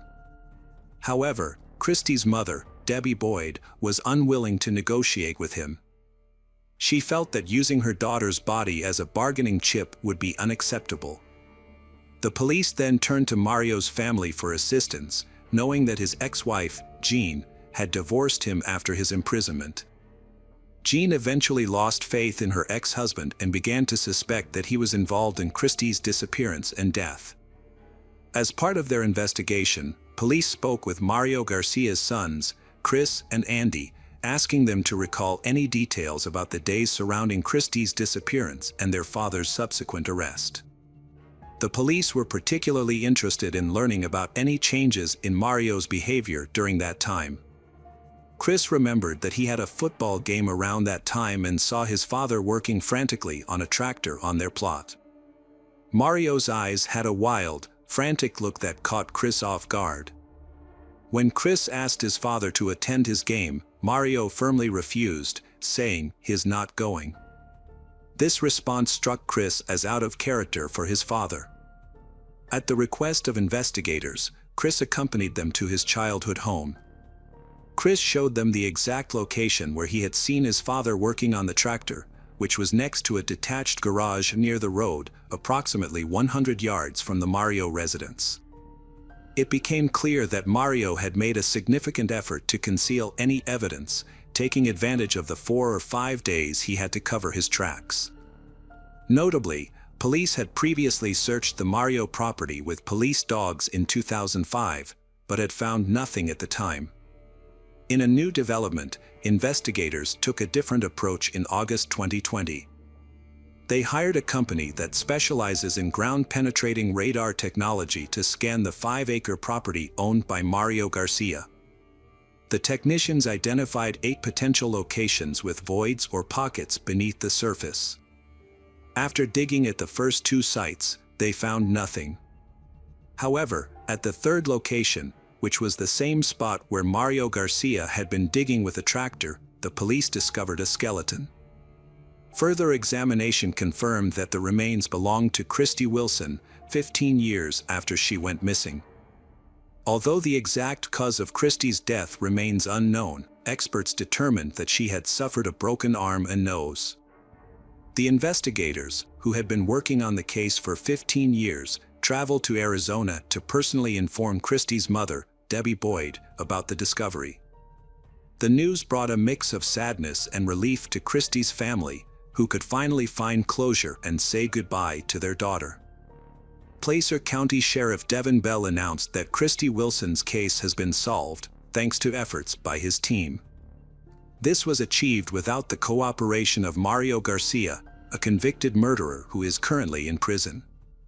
Mario, 67, had refused to provide any information to help the family find closure. According to Christy's mother, Debbie Boyd, this news brings her family peace and marks the end of a painful chapter. She praised the perseverance of the police and thanked them for their tireless efforts. Notably, Mario had died of pneumonia in 2020, but even his death had brought some peace to the family. Mario had never pleaded guilty to any involvement in Christy's disappearance, despite her remains being found on Mario's plot in 2005. Hello friends, welcome to our channel. Today we're going to take a look at another horrible case with you. The case of Krista Baker Alexander. Krista Ann Baker was born on November 27, 1983, in Laurel and Jones County, Mississippi, to Pastor Winfred Baker and Patty Ann Baker. She was the youngest of 3 children, with 2 older brothers. When Krista was 8 years old, her family moved to Abota Springs, Louisiana, where they built a church and actively participated in its activities. Growing up, Krista traveled extensively with Christian missionary organizations to help those in need, particularly children. She was homeschooled and later pursued a degree in Christian education through online courses at the North Tennessee Bible Institute. Krista's passion was serving others, especially children, and she hoped to start her own family one day. However, her faith took priority, and she dreamed of finding a husband who shared her values. Krista adhered to traditional values and chose to save herself for marriage, only dating with the intention of finding a lifelong partner. During this time, she developed close friendships, including one with Cootie Alexander, a fellow youth pastor who shared her passion for missionary work. Cootie was a charismatic and well-liked individual in his community. They families met through the church and maintained a good relationship. Cootie had been friends with Krista for many years before he asked her father, Winfred Baker, for permission to marry her. Her father happily agreed. During their courtship, Cootie and Krista followed church traditions and refrained from intimate contact. Krista had even told her parents that she wanted to save her first kiss with Cootie for their wedding day. While Krista helped her parents at church, Cootie was pursuing a career as a paramedic. A year later, they decided to get married. On March 1, 2008, they exchanged vows in front of their families and church members. The wedding was a joyful celebration, and Krista was a beautiful bride. However, their happiness was short-lived. Just 4 months after the wedding, tragedy struck. On June 29, 2008, Cootie returned home from a night shift at around 6 a.m. to find Krista lying face down on the floor. She was dead. Cootie immediately called the police. Krista's body was found near the front door, with no signs of a struggle. A bullet wound was discovered in the back of her head, with burn marks on her skin, indicating that the shot was fired at close range. The gunshot wound suggested that the gun was positioned at the back of Krista's head when the shot was fired. A 9mm shell casing was found on the floor next to her body. Initially, investigators thought the crime might have been a botched robbery. It was possible that someone broke into the house, assuming it was empty, and then killed Krista to avoid leaving a witness. Police had thoroughly searched the house. A jewelry box was found on the bed, the gun cabinet had been forced open, and Krista's purse was on the kitchen table, showing signs of having been rummaged through. Additionally, many drawers and cabinets were left open, suggesting that the perpetrator was looking for something of value. After completing their search of the house, police began interviewing individuals who had access to the property. Krista's husband, Cootie Alexander, was the first person they spoke with.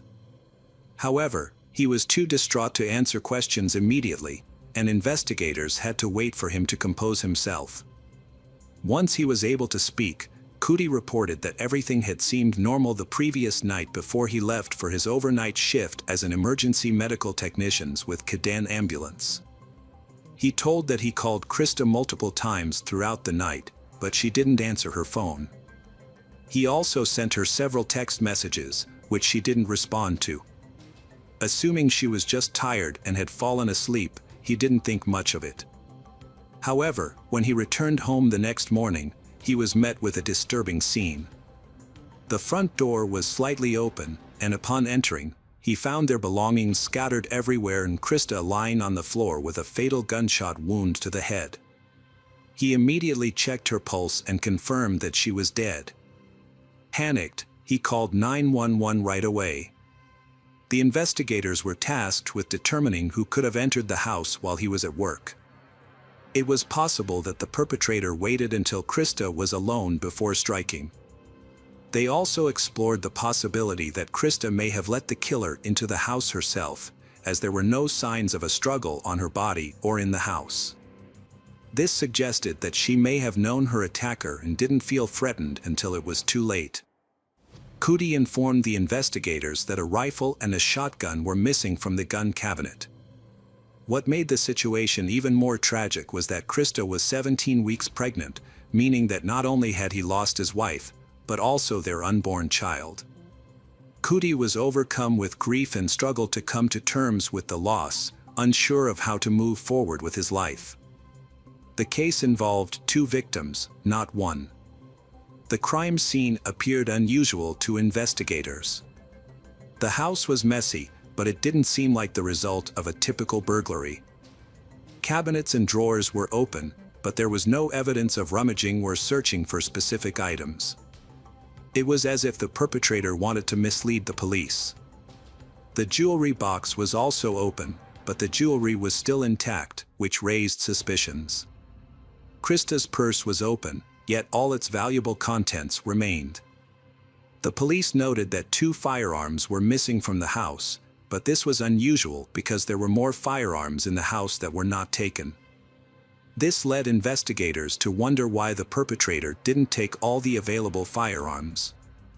Based on these observations, investigators concluded that the crime scene was staged. It appeared that the perpetrator intended to kill Krista Alexander and then make it look like a robbery. As a result, the police began interviewing their neighbors to gather more information. This led to an unexpected lead in the case. Mavis Rabel, the 69-year-old neighbor and was landlord of the Alexanders, described they as quiet and recently married. They were active members of the Fundamental Baptist Church. Mavis remembered Krista Alexander as a kind and helpful woman who rarely went outside without her husband. Mavis last saw they on Saturday afternoon when Cootie Alexander was collecting the bodies of turtles he had shot in his backyard pond. This led investigators to discover that Cootie owned the gun. However, when police searched the Alexanders' home, they did not find a gun. Cootie claimed that only a rifle and a shotgun had been stolen from the house, but he never mentioned a handgun. Detectives suspected that Cootie might be hiding something. They searched the pond area and found several 9mm shell casings in the grass. These casings were similar to the one found near Krista's body. The police sent the casings to the state crime lab for analysis. The lab report confirmed that the gun Cootie used to shoot the turtles was the same gun used to shoot Krista. Investigators summoned Cootie to the police station for further questioning regarding his wife's death. He maintained that it was impossible for him to have committed the crime. Cootie explained that he had left for work at 5 p.m. on Saturday, June 28, 2008, and returned home the next morning at 6 a.m., providing an alibi that he was working throughout the night. Upon verification, Cootie's colleagues corroborated his claim, stating that he was indeed present at work all night. When inquired about the firearm, Cootie revealed that he owned a gun but claimed to have sold it the day prior to the incident to an unknown man named Steve. The alleged buyer had paid $500 in cash, which made verifying this claim difficult. According to Cootie, Steve was described as a white male in his mid-30s, around 6 feet 1 inch tall, driving an old Toyota pickup truck. Krista's parents shared their concerns with investigators, stating that they didn't believe Cootie's account of events. Her father, Winfred Baker, noted that Cootie showed little emotional response to Krista's death, a behavior that had started a few months before their wedding.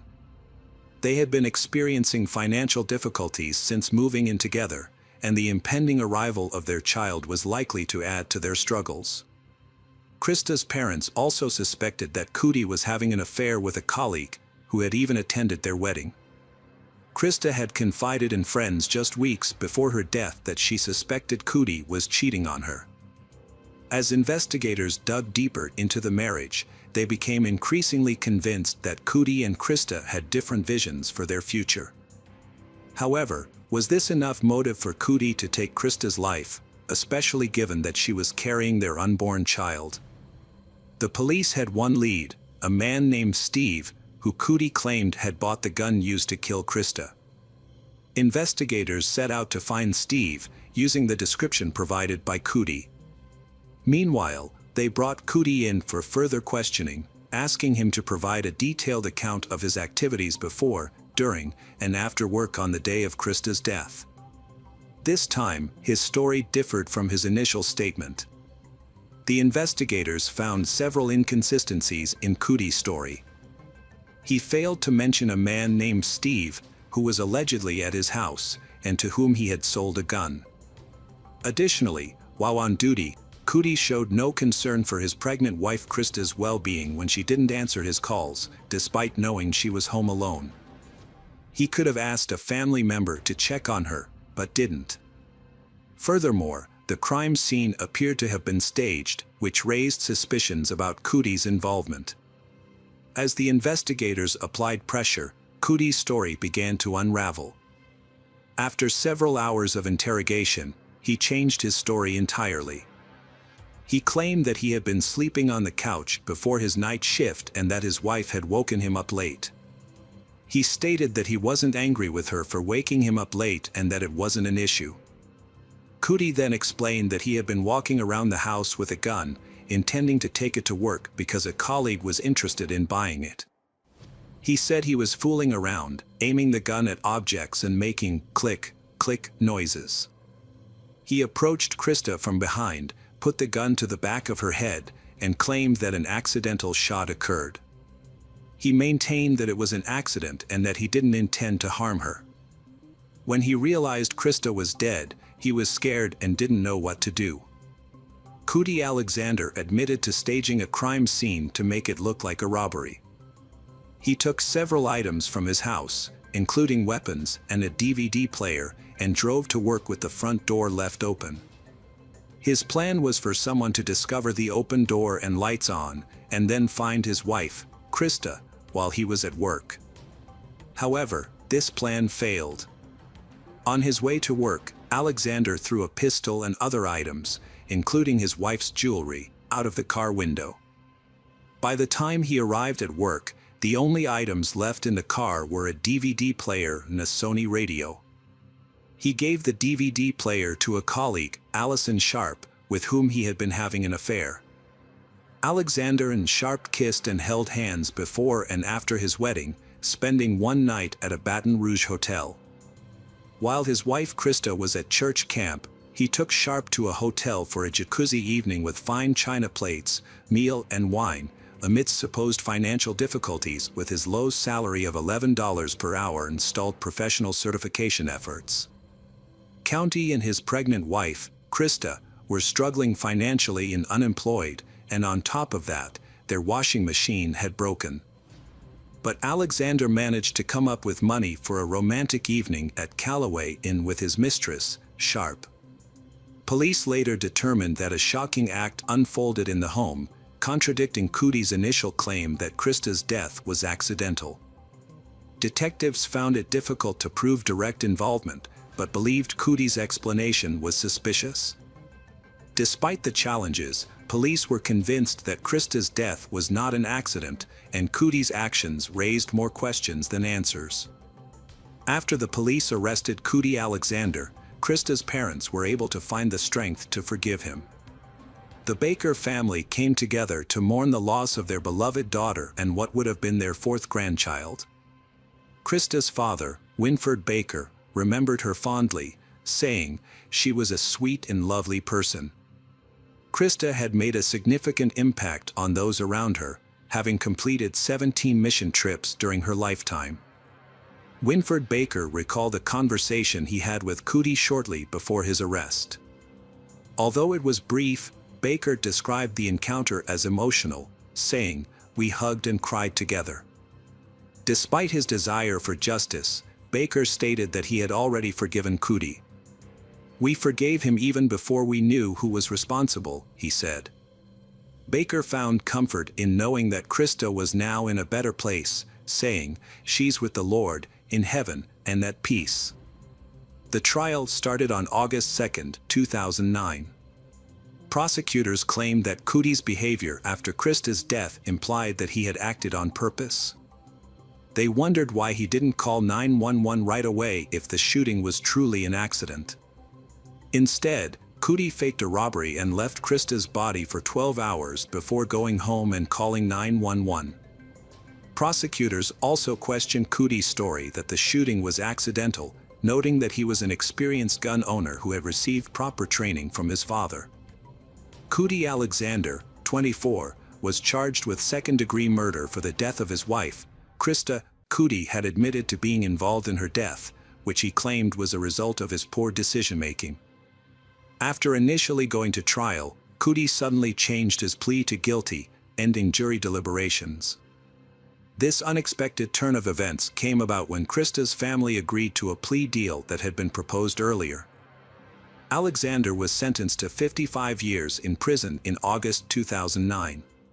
Hello friends, welcome to our channel. Today we're going to take a look at another horrible case with you. The case of Isabella Rodriguez. Isabella Rodriguez was born in Colombia in 1975 and moved to Florida with her family in the 1990s. They obtained U.S. residency and eventually citizenship in 2002, when Isabella was 27. She married William Hellman, but they divorced in 2015 after a decade together. Isabella then met Louis Bennett online, and they began a romantic relationship. In 2016, Isabella and Louis had a daughter named Amelia. 6 months later, they purchased an apartment in Delray Beach, a city on Florida's Atlantic coast. They married the following month, in February 2017. At the time, Isabella worked as a real estate agent, and Lewis owned a small solar panel company. On April 30, 2017, Isabella flew to the Caribbean island of St. Martin to meet Lewis, leaving their 9-month-old daughter with relatives. They planned to spend a week on the water, returning home to Florida on Lewis's sailing catamaran. After stopping in the British Virgin Islands and Puerto Rico, they arrived in Cuba, where they stayed for a few days. On May 14, the catamaran set sail from Varadero, Cuba, bound for Florida. Isabella called her sister 3 hours later to say she would be home the next day. At around 1 a.m., Lewis sent out a distress signal to the U.S. Coast Guard, reporting that his ship had collided with an unknown object and was sinking. He also reported that his wife, Isabella, was missing. A Coast Guard helicopter crew located Lewis in a life raft around 4 a.m. and took him to Key West Island, the southernmost part of Florida. The catamaran was found floating upside down at dawn, but had not yet sunk. During an interview with investigators, Lewis explained that he and Isabella took turns keeping watch. At the time of the accident, it was Isabella's turn, and Lewis was asleep in his stateroom. He woke up to the sound of the collision and rushed on deck, but couldn't find Isabella. He called out her name, but she didn't respond. Lewis suspected that the loose mast might have knocked her overboard. Lewis also stated that the last time he saw Isabella, she was wearing a life jacket. When he was rescued, a Coast Guard rescue swimmer noticed that Lewis's backpack was unusually heavy. Upon inspection, officers found 225 collectible coins in the backpack, but their origin was unclear.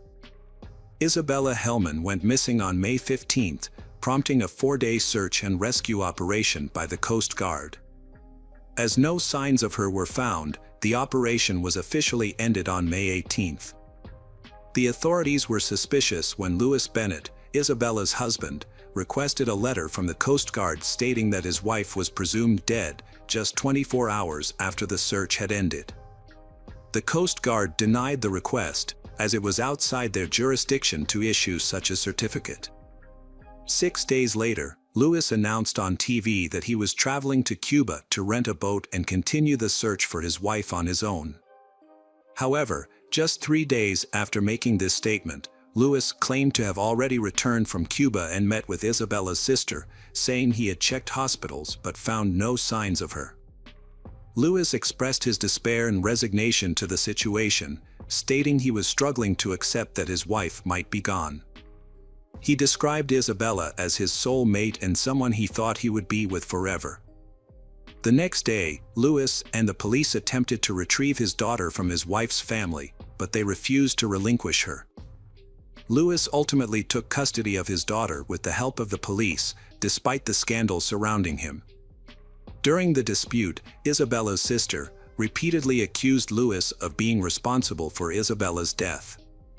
Lewis's calm behavior and actions after his wife's disappearance raised suspicions among both Isabella's family and the police. Investigations revealed that Isabella and Lewis had frequent arguments after the birth of their child.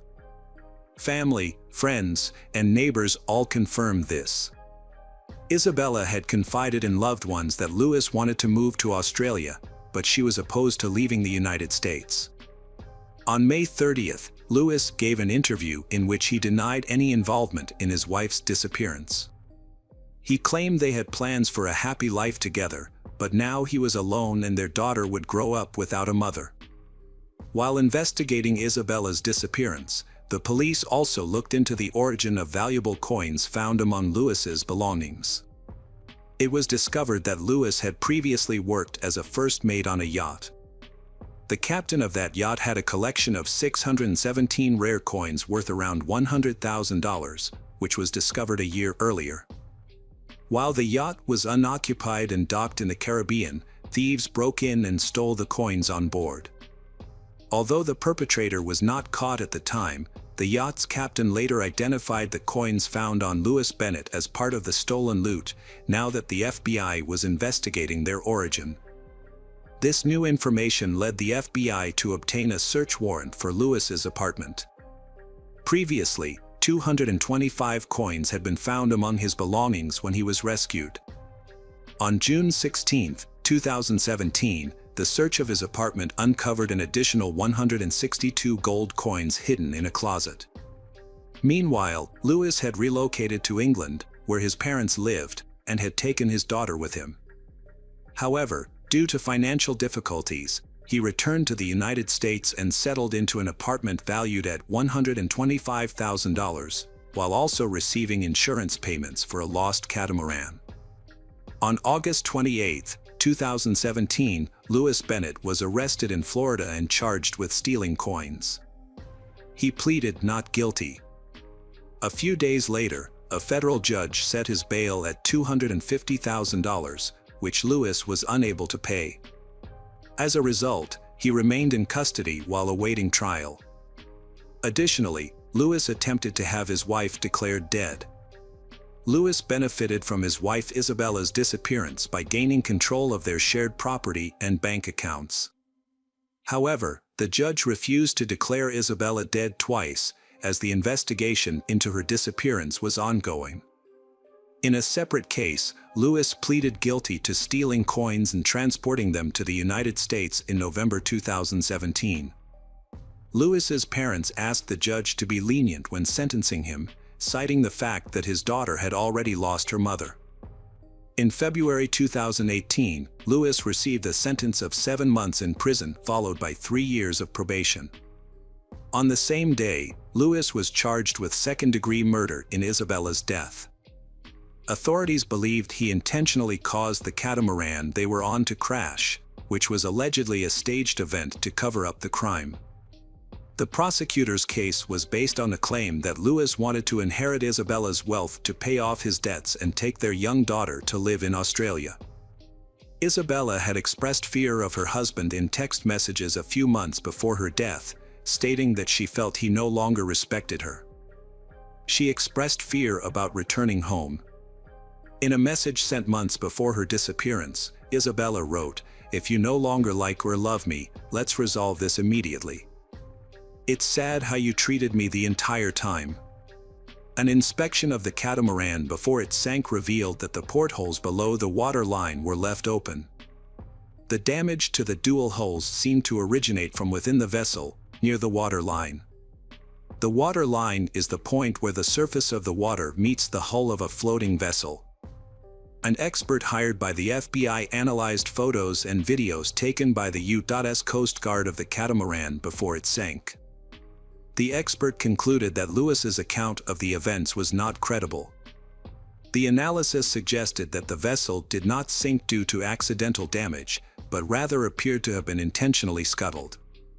A professor of nautical architecture and ocean engineering at the U.S. Coast Guard Academy testified in court that the Coast Guard found no evidence of a collision that could have caused the catamaran to sink. Divers inspecting the vessel were cautious due to the risk of collapse, and eventually, the catamaran sank to a depth of over 4,000 feet, preventing a detailed inspection. 2 years after Isabella Hellman's disappearance, a judge officially declared her dead.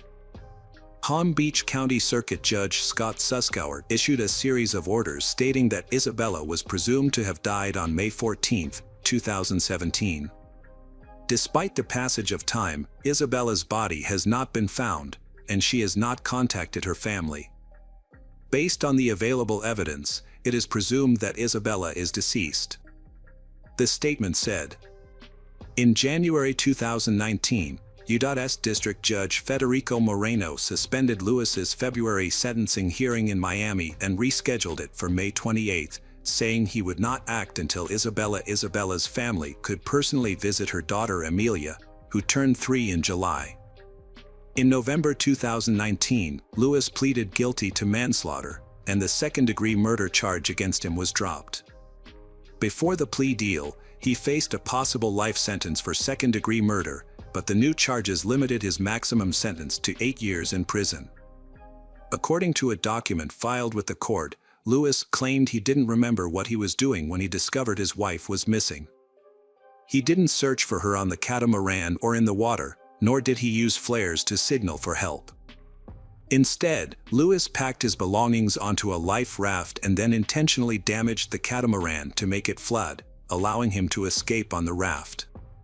Prosecutors stated that Lewis waited 45 minutes after realizing his wife was missing to call for help.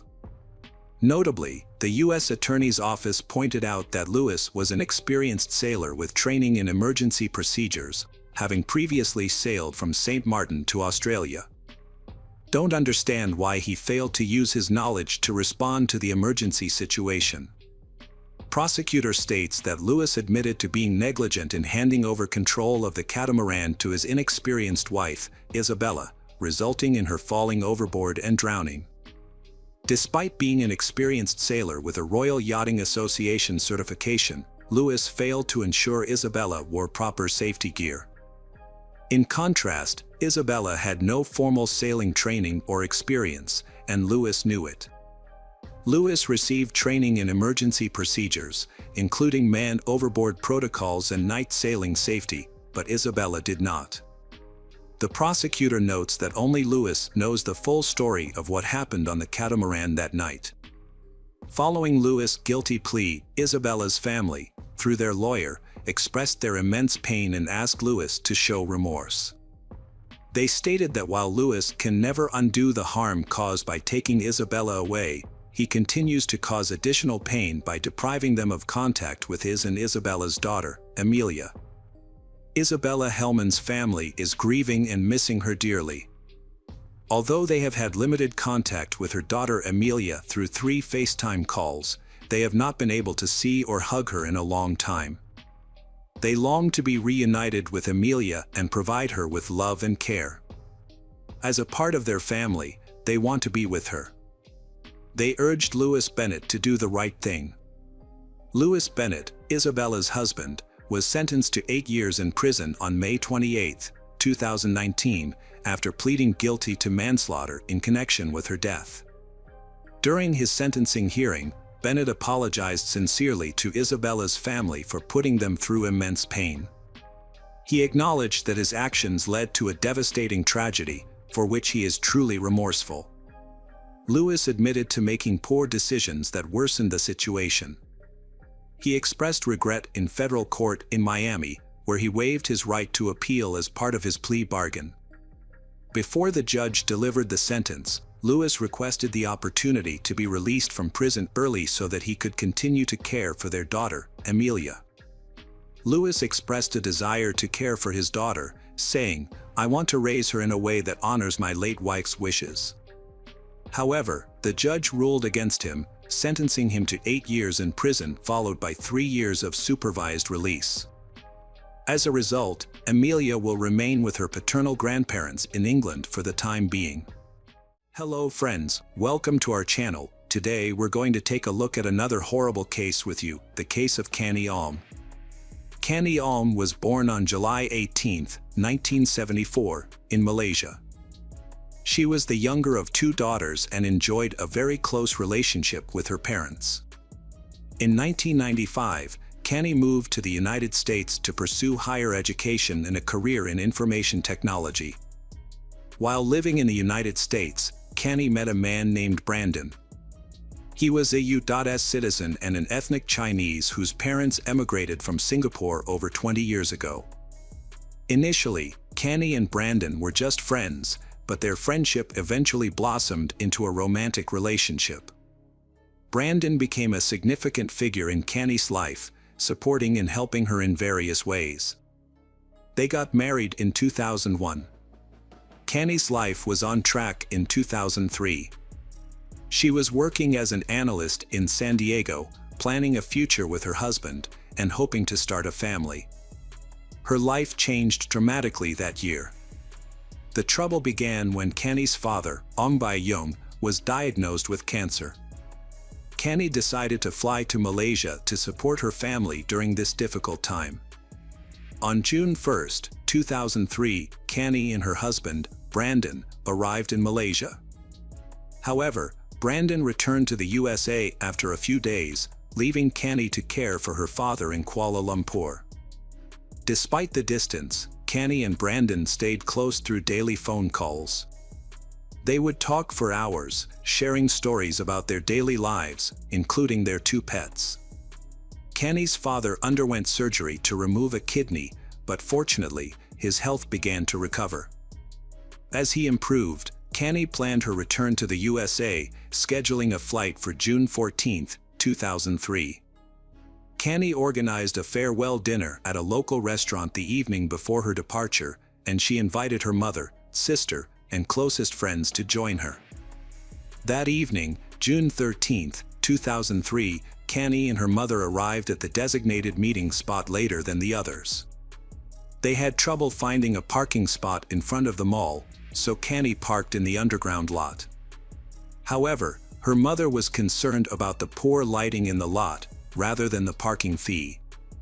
Once they arrived at the second-floor restaurant, Canny was excited to reunite with her childhood friends, whom she hadn't seen in a long time. They spent a few hours catching up, but Canny soon noticed that her mother, Pearlie, was starting to look tired. When Canny asked if her mother wanted to head home, Pearlie said she had a lot to do that day, but was okay with leaving early and promised her friends she would be back soon. Canny, her mother, and her sister Elsie got up from the table to pay for their parking. They went to the payment terminal, which was located on the first floor, a floor above the underground parking lot. As they waited in line for the terminal, Canny realized she had left the parking ticket in their car. She asked her sister and mother to stay in line while she went back down to retrieve the ticket. Elsie and Pearlie waited for 10 more minutes, but Canny still hadn't returned. Then, her sister started calling her. The first call went unanswered, and the second one was sent to voicemail. This was unusual, and Elsie and Pearlie immediately sensed that something was wrong. They quickly went to the parking lot, where they were shocked to find that Canny's car was no longer there. They searched the parking lot several times to make sure, and after confirming that the car was indeed gone, they realized that Canny must have disappeared along with it. Pearlie was certain that something had happened to her daughter, as Canny would never leave without saying anything. Although the parking lot was poorly lit, it had surveillance cameras that might provide some clues about what had happened. The mall security initially refused to show Canny's relatives the footage, but relented after her mother begged for their help. At midnight, Pearlie and Elsie sat in front of a monitor and watched the shocking footage, which confirmed their worst fears. The footage revealed Canny's car speeding out of the underground parking lot, crashing through the barrier. Although the footage quality was poor, it was evident that a man was driving, with Canny in the passenger seat. Her body was positioned as if she was trying to distance herself from the driver, leaning against the door. Upon seeing the footage, Pearlie immediately filed a disappearance and kidnapping report at a police station. The police launched an investigation, while Canny's family and friends drove around Kuala Lumpur, desperately searching for her purple proton tiara.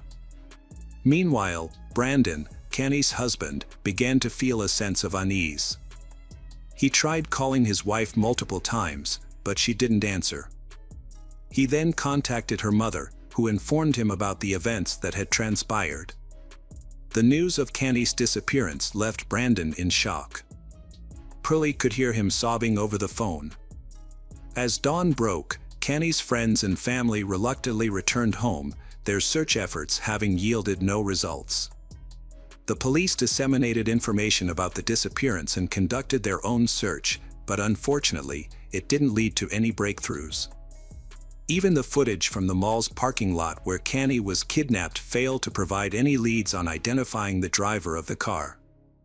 More than 72 hours have passed since Canny's loved ones last saw her.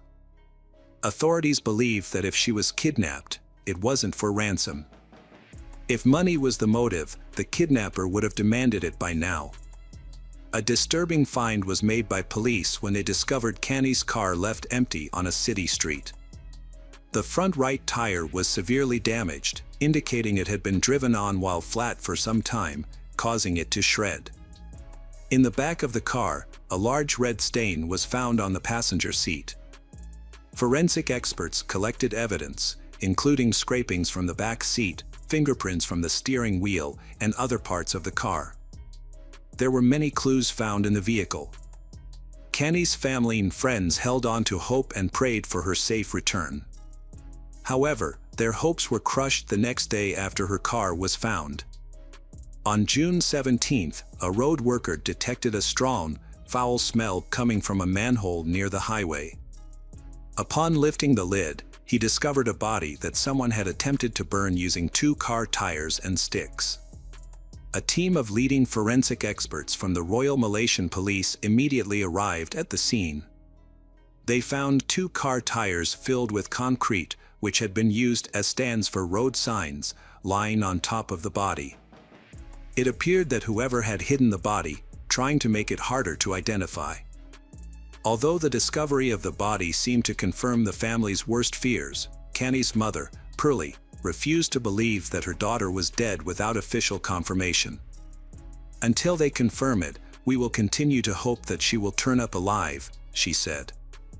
The family went to the morgue, but the doctor said that they couldn't confirm the identity of the body yet. Kenny's family members provided DNA samples for comparative analysis. Unfortunately, the results confirmed their worst nightmare. The body was indeed that of their daughter, Kenny. Some sources claim that before the DNA test results, Kenny's family identified the jewelry on the body. However, as a loving mother, Pearlie held on to the hope that her daughter was still alive until the very end. The emotional torture she endured is unimaginable. The autopsy revealed that Kenny had 2 stab wounds to her abdomen, and a medical forensics expert found signs of strangulation. A cloth was tied around her neck in multiple knots, and semen was found inside her body, which served as a source of DNA.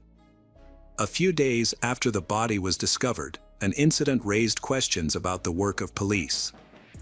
An undercover policeman, Subramaniam Ravichandran, reported to his superiors that on the night of Kenny's disappearance, he was on duty with his partner, patrolling the streets of Kuala Lumpur at night on their motorcycles. Both officers were dressed in civilian clothes. They noticed a car parked incorrectly, taking up half the road, and stopped to investigate if anyone was inside. Ravichandran approached the driver's door and saw a man behind the wheel with a woman in the passenger seat. He knocked on the window, and when the man lowered it partially, Ravichandran displayed his police ID and asked what they were doing.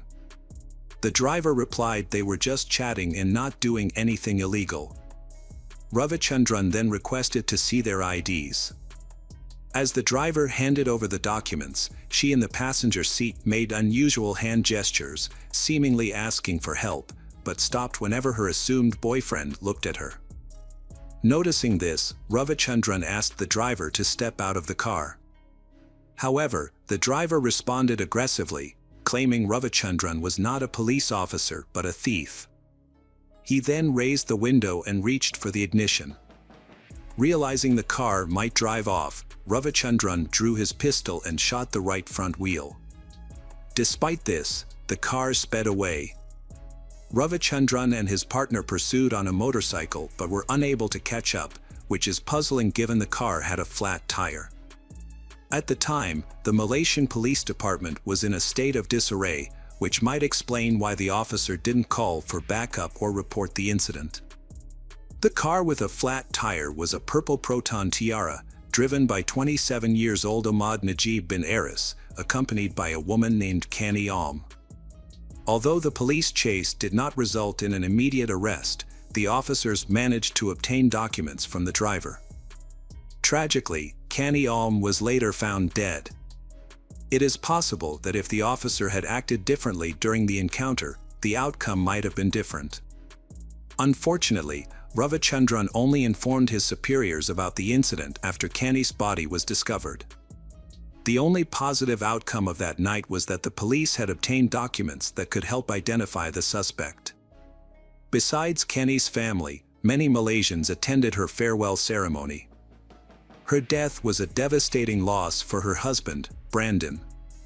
Meanwhile, the police launched a search for Ahmad Najib. They discovered that he didn't live at the address listed in his documents, but his name was genuine, providing multiple leads to track him down. The police searched for Ahmad Najib's name in the Registry of Documented Marriages and the National Agency of Social Support. They found a match, revealing that Ahmad Najib bin Aris was born and raised in Muar, Malaysia. He was the second of 4 siblings and had dropped out of school to work and support his family. In 1998, he moved from Muar to Kuala Lumpur, where he got married and had 2 children. Since 2000, he had worked as a cabin cleaner for Malaysia Airlines. Knowing the name of Ahmad Najib's wife and her workplace, the police began surveillance. She worked at a metropolitan bank, and after her shift ended, undercover police officers followed her to determine her home address. Now that they knew where Ahmad Najib lived, the police had to ensure he was inside the house without alerting him. For 3 days, they monitored the house, but Ahmad Najib didn't appear. At one point, investigators doubted whether Ahmad Najib still lived with his family, but this was a hasty conclusion. On the 4th day of surveillance, at around 4 a.m., a cab pulled up to the house, and Ahmad Najib stepped out. Within a minute, he was handcuffed and taken to the police station for questioning. News of the arrest and the suspect's identity quickly reached the press. Many people who knew Ahmad Najib were shocked to learn that he was suspected of kidnapping and killing Kanny Ong. Those who knew him described Ahmad Najib as a devoted husband, a caring father of 2, and an overall good person. However, investigators soon discovered that he may have been hiding a darker side. During the initial interrogation, Ahmad Najib remained calm and requested to speak only with the head of the Criminal Investigation Division. It wasn't until he was presented with evidence linking him to Kanny Ong that Ahmad Najib began to deny any wrongdoing. His confidence seemed to wane as the evidence mounted. Investigators showed him 2 IDs that he had given to an officer on the night of Kanny Ong's kidnapping. They also revealed that they had found bloodstains on his jacket and jeans, which DNA analysis would likely confirm to be Kanny Ong's blood.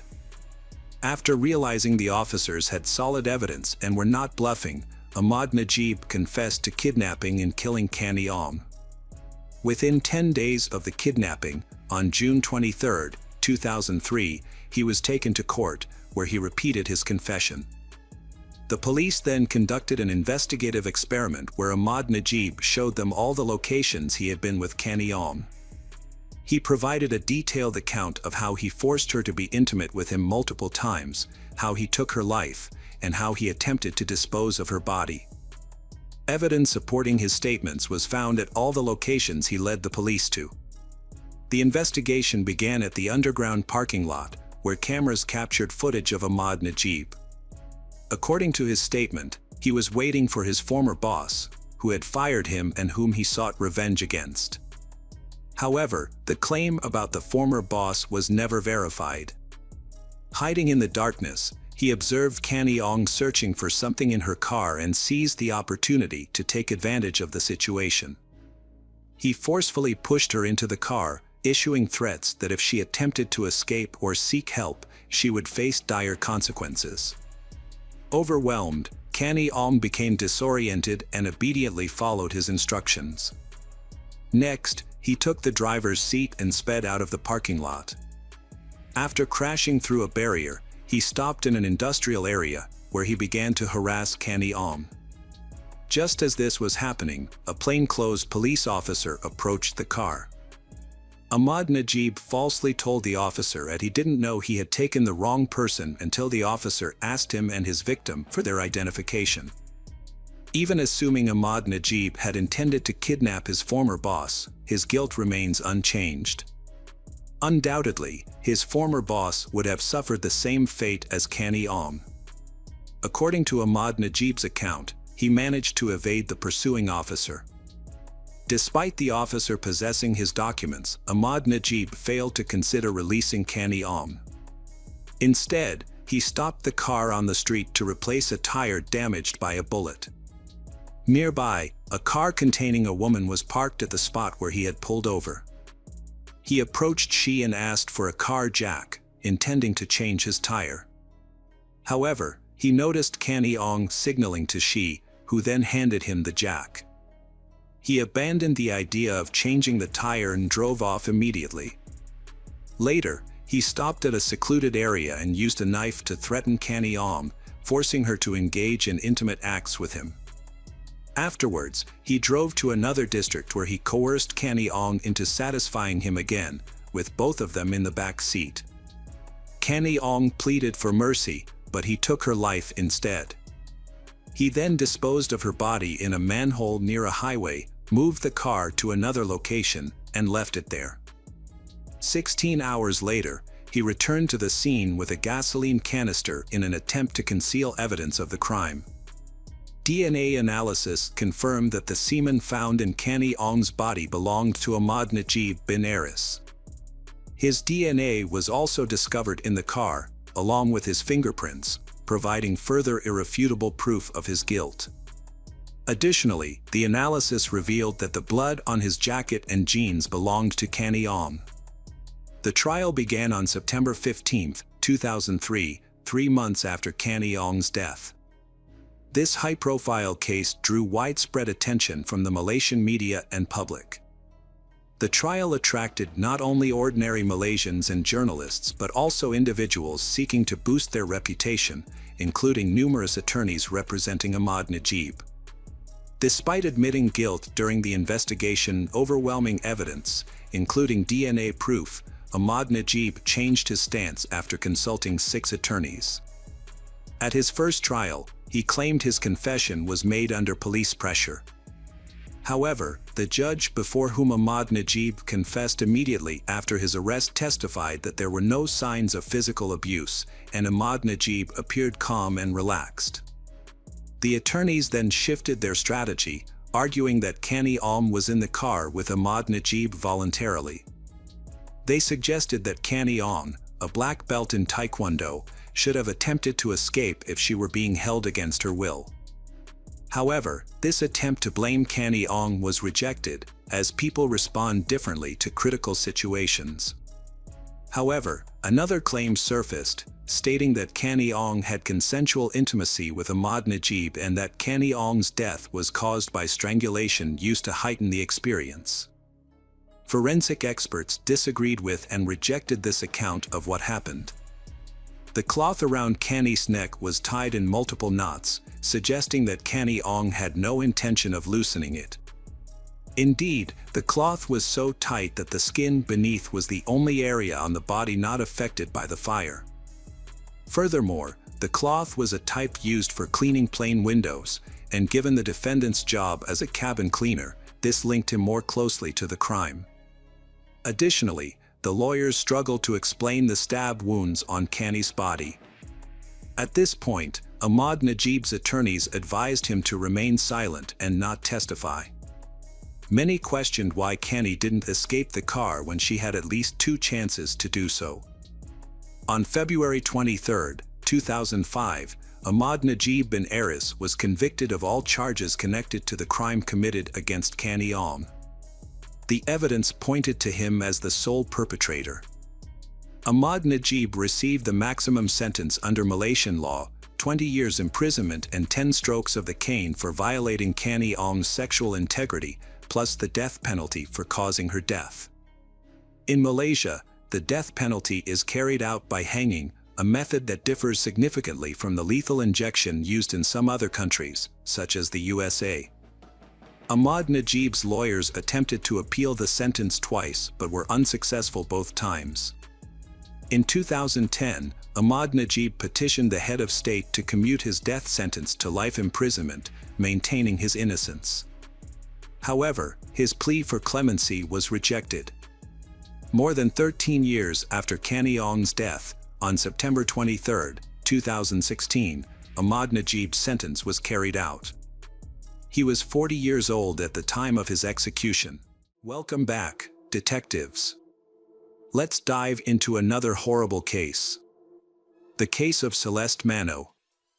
Celeste Mano was born on November 30, 1997, in Melbourne, Victoria, Australia. She was the youngest of two children to parents Eggy Diro and Tony Mano, and grew up with her older brother Alessandro. Although her parents separated when she was young, her father remained involved in her life, providing financial support and maintaining a relationship with his children. Celeste was a sociable and active student who enjoyed sports, dance. Initially, she wanted to become a lawyer and enrolled at the University of Melbourne to study criminal and civil law. However, she later lost interest in law and switched to studying advertising and marketing. In 2018, she landed a job at a rapidly growing e-commerce company. She rapidly advanced in her career, rising from a call center worker to the head of a department in just a few years. She was considered one of the company's most promising employees. Celeste has always been the center of attention, especially among men. However, she is very picky about her partners. Meanwhile, one of her colleagues, Louis Seiko, has had his eye on her since she started working at the company. He is almost 16 years older than her and has shown no signs of career ambition, remaining in the same subordinate position for many years. Despite his reserved nature, Louis Seiko was friendly and polite. He often asked Celeste out, but she consistently declined.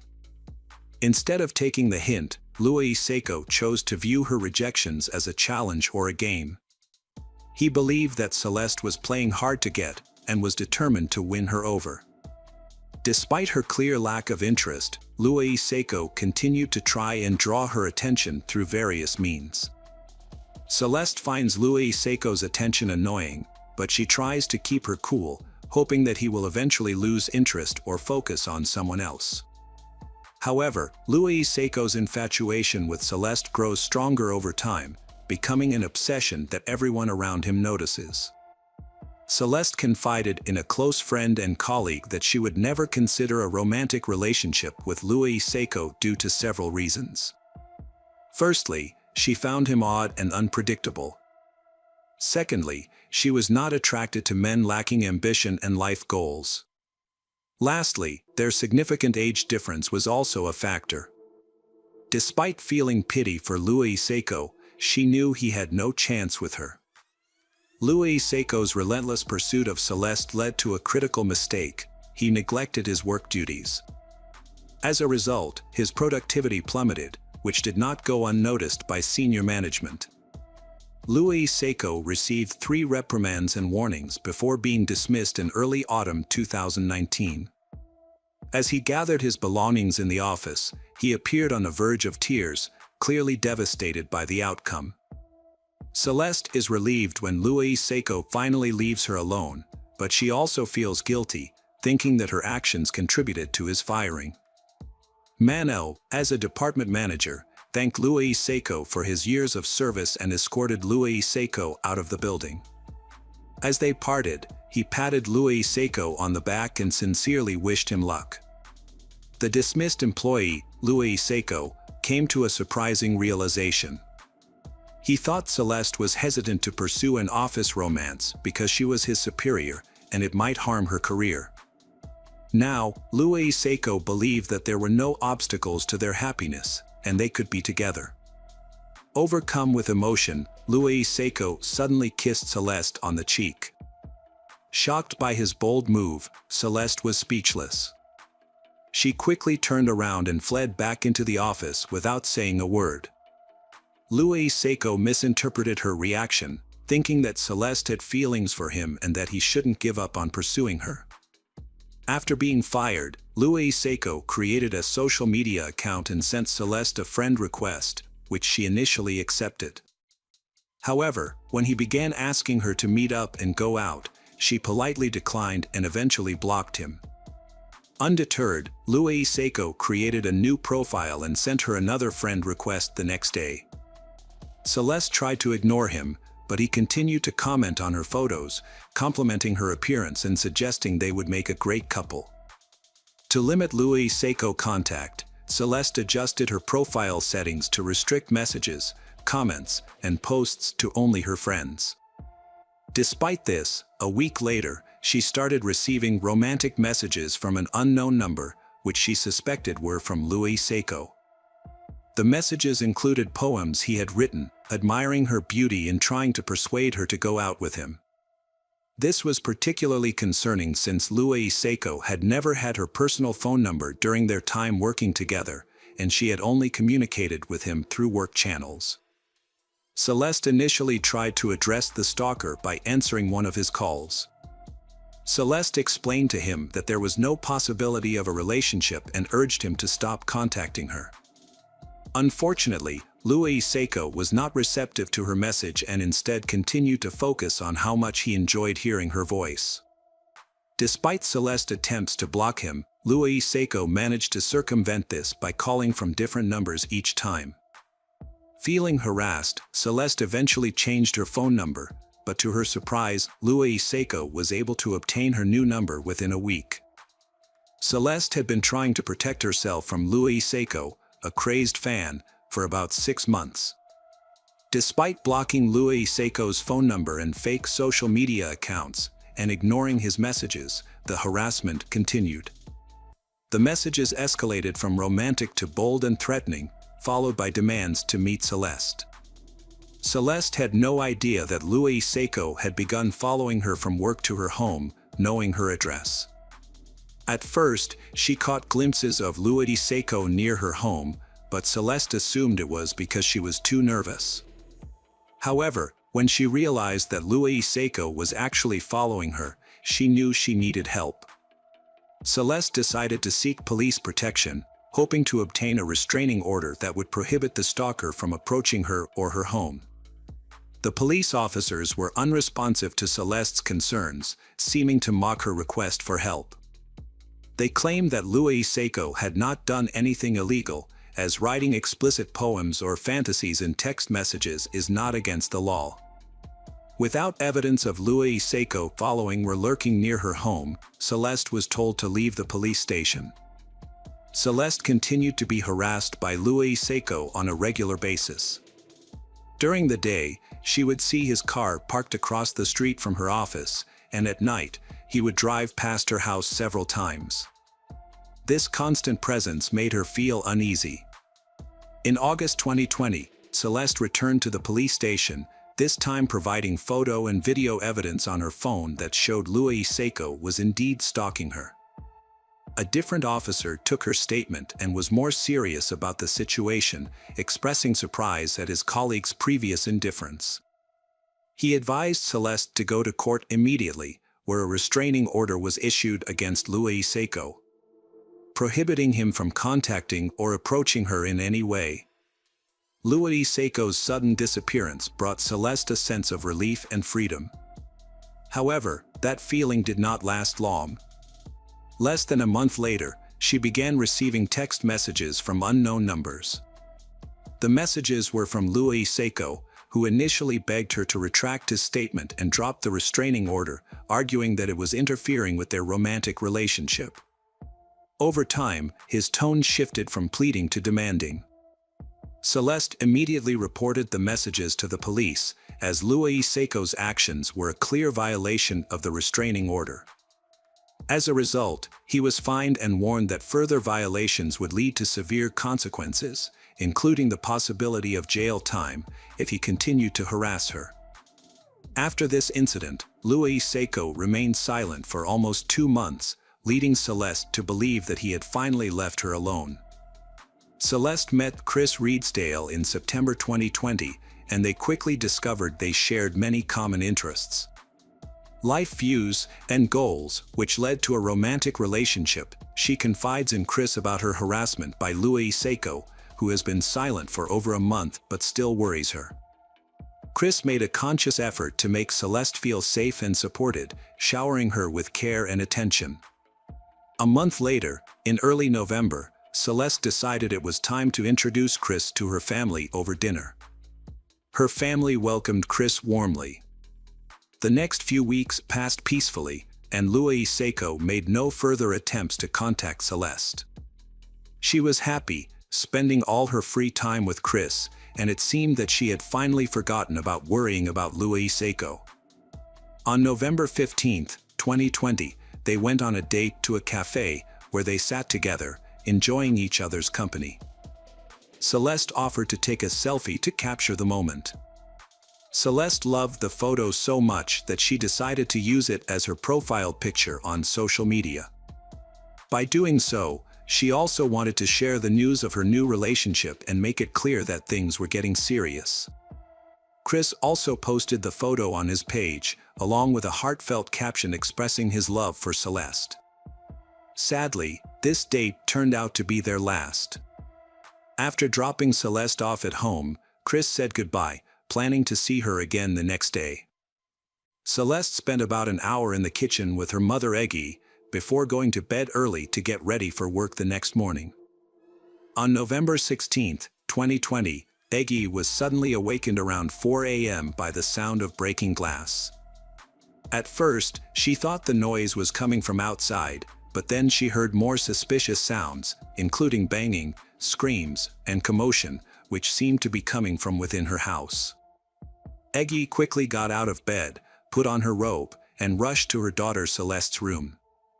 As she opened the door, she saw someone jumping away from Celeste's bed and escaping through a broken window. When Eggy turned on the light, she was shocked to see her daughter lying in a pool of blood, covered in cuts and small shards of glass. Celeste was struggling to breathe, her eyes wide open and looking up. Eggy immediately called an ambulance and tried to stem the bleeding from her daughter's deep wounds while she waited for help to arrive.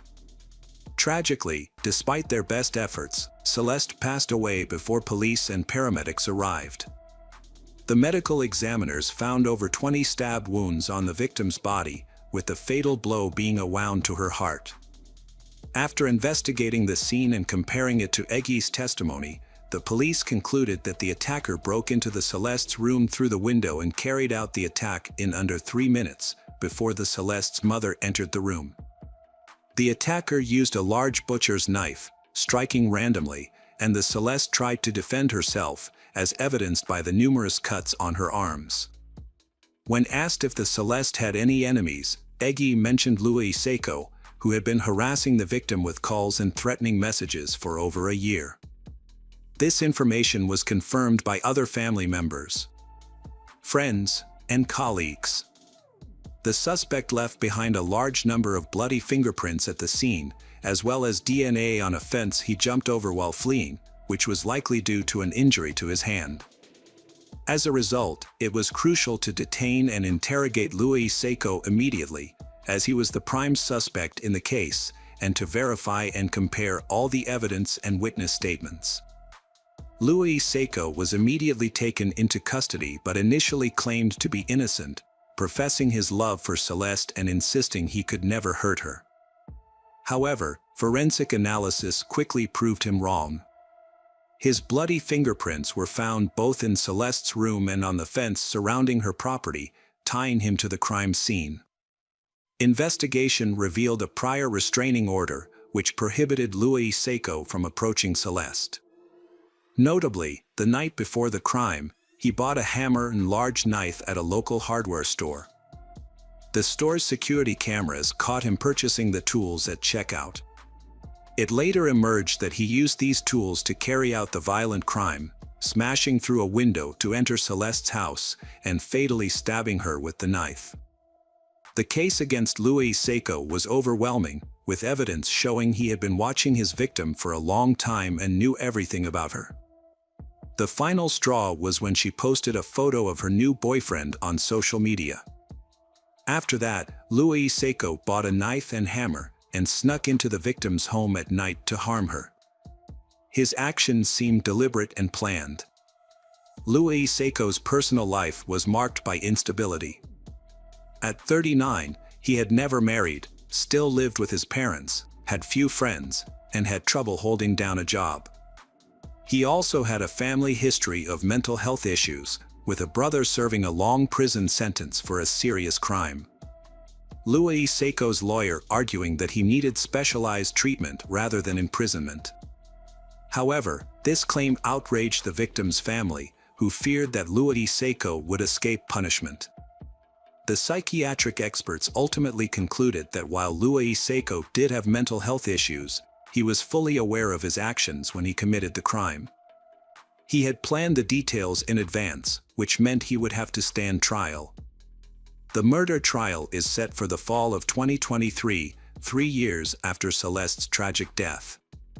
In the years leading up to the trial, Louis Seiko attempted to argue that he was mentally ill and not responsible for his actions. He spent much of that time in a psychiatric ward. During the trial, Louis Seiko remained calm and detached, seemingly uninterested in the proceedings. He admitted to his guilt but claimed that his intention was not to take Celeste's life, but rather to win her love. However, the jury unanimously found him guilty on all counts. As a result, he was sentenced to 36 years in prison, with the possibility of parole only after serving 30 years. The Celeste's parents drew attention to the fact that their daughter had reported the perpetrator to the police as early as 2020, seeking protection from him. However, her complaint was not accepted due to a loophole in the existing legislation. This led to calls for a change in the law, which would later be referred to as Celeste's Law. Hello again, true crime fans. We've got another mysterious case to explore, the case of Diana Maria Cayer Lopez Pinal. Diana Maria Cayer Lopez Pinal was born on August 12, 1998, in Madrid, to parents Diana Cristina Lopez Pinal and Juan Carlo Cayer. She has a younger sister named Valeria. Her family was wealthy and everyone in the family was very close-knit. But their lives hit a snag in 2013 when Diana's parents divorced. However, the father still visits his daughter regularly on holidays. In the summer of 2016, Diana, her mother, and her younger sister spent their vacation in the small coastal town of Apab du Carmel, a place they had visited many times before. The town, with a population of around 10,000, is a quiet and picturesque retreat away from the hustle and bustle of city life. On the evening of August 21st, Diana told her mother that she was going to meet her friends at Val Inclin Park to celebrate the Feast of the Virgin Carmen. The park was close to their vacation cottage, and Diana often walked there. Her mother gave her permission to go. Diana spent a fun evening with her friends, she unaware that it would be the last time they would see each other. At around 2:30 a.m., she said goodbye to her friends and began her home. On the way, she ran into a friend, Paso de Ariel, near her favorite pizzeria. He was the last person to see Diana that night. The next morning, August 22, 2016, became a nightmare for Diana's mother, Cristina. When she realized her daughter hadn't come home from the party, she grew concerned. Diana's phone was off, which only added to her worry. Without hesitation, Cristina contacted the police and reported her daughter missing. According to Cristina, Diana didn't have any serious emotional or mental health issues, despite her parents' divorce when she was younger. Police opened an investigation into Diana's disappearance, looking into the mysterious circumstances surrounding her disappearance. Diana's disappearance is a mystery that investigators must unravel. Their first clue came from the last message she sent to a friend in Madrid via WhatsApp. In these messages, Diana mentioned a stranger who was stalking her and shouting strange phrases, causing her to feel scared. Unfortunately, these were her last messages, after which she stopped replying to her friends' messages. During their search, they found a black hair band along the road that resembled the one Diana was wearing that night. Although this was the only evidence found at the scene of her disappearance, it gave investigators a clue to work with. Diana's friends had no information about her disappearance. Additionally, there were no CCTV cameras in the area where she was last seen. The street was dimly lit and deserted, with only a few garages and an old nightclub. Although some people reported seeing Diana get out of a car with 3 men and then get into another car, but these were not corroborated. The investigation into Diana's disappearance considered two primary theories. One possibility was that she was kidnapped by someone she knew. The other theory is that she was the victim of a random attack by a mentally unstable individual. Diana's mother proposed a third theory, speculating that her daughter might have been taken away by boat. New information emerged when Diana's friend and ex-boyfriend revealed that she had met a man from Morocco and purchased hashish with him. However, this detail only added to the complexity of the case. The media reported that the clothes Diana wore on the evening of her disappearance had been found, but her mother disputed it, saying it was not true. Several factors suggest that Diana did not leave voluntarily. Her credit cards and identification were still in the house. It suggests Diana's disappearance was forced, but the case remains unsolved and remains a mystery. After Diana vanished, the media reported on a fight between Diana and her mother that had occurred just days before. The press claimed that Diana had a nervous breakdown and needed medical attention. Her sister Valeria was also hospitalized with similar symptoms. To avoid conflict, the court awarded custody of Valeria to her father. The decision was made as a precaution due to the stress of Diana's disappearance. The father and Valeria left town, sparking rumors that the family was hiding something. Diana's friends revealed that running away from home was not unusual for her sisters, especially 16 years old, Valeria. The family dynamics were complex, and arguments between the mother and daughters were common. This information raises a question: if Diana regularly left the house without any problems, why was her mother so worried this time? On August 31st, Diana's parents failed to appear for a press conference, where they were expected to provide an update on the investigation into their daughter's disappearance. According to the family's lawyer, her parents were too distraught to attend, as they were struggling to accept the possibility of never seeing Diana again. An article published in El Mundo on September 11th revealed new information about the family's situation. Contrary to the mother's claims that Diana did not have mental health issues. It was reported that Diana had previously gone missing for 3 days in April. During this time, she had turned off her phone and told her mother that she no longer wanted to live with her. The mother had not contacted the police, which raised concerns about her response to her daughter's behavior. Letters exchanged between Diana and her younger sister Valeria were also made public, shedding light on the emotional struggles both girls were facing. Valeria had been hospitalized multiple times in the past year, including one instance where she had to have her stomach pumped due to an overdose of prescription medication. Prosecutors have launched a new investigation into the alleged abuse of Valeria, the youngest daughter of the family, due to the lack of progress in the case of Diana's disappearance. The investigation into Diana's disappearance is currently in progress and is moving forward quickly. Forensic experts have analyzed several items belonging to Diana, including her toothbrush, comb, computer, diary, and prescription medication. Investigators have also questioned her acquaintances, including a young Moroccan man she had a brief relationship with. Unfortunately, these efforts yielded no results and police searches remained unsuccessful. The police have conducted extensive searches in the surrounding mountains, forests, rivers, and lakes. However, it appears that Diana disappeared at around 3 a.m., and the last signal from her phone was detected in the Tarragon area, 13 miles from her family's location. 72 days after her disappearance, Diana's case remains unresolved. However, police have found a hairband and a cell phone matching the description of Diana's phone. Her father has confirmed that the phone belongs to his daughter.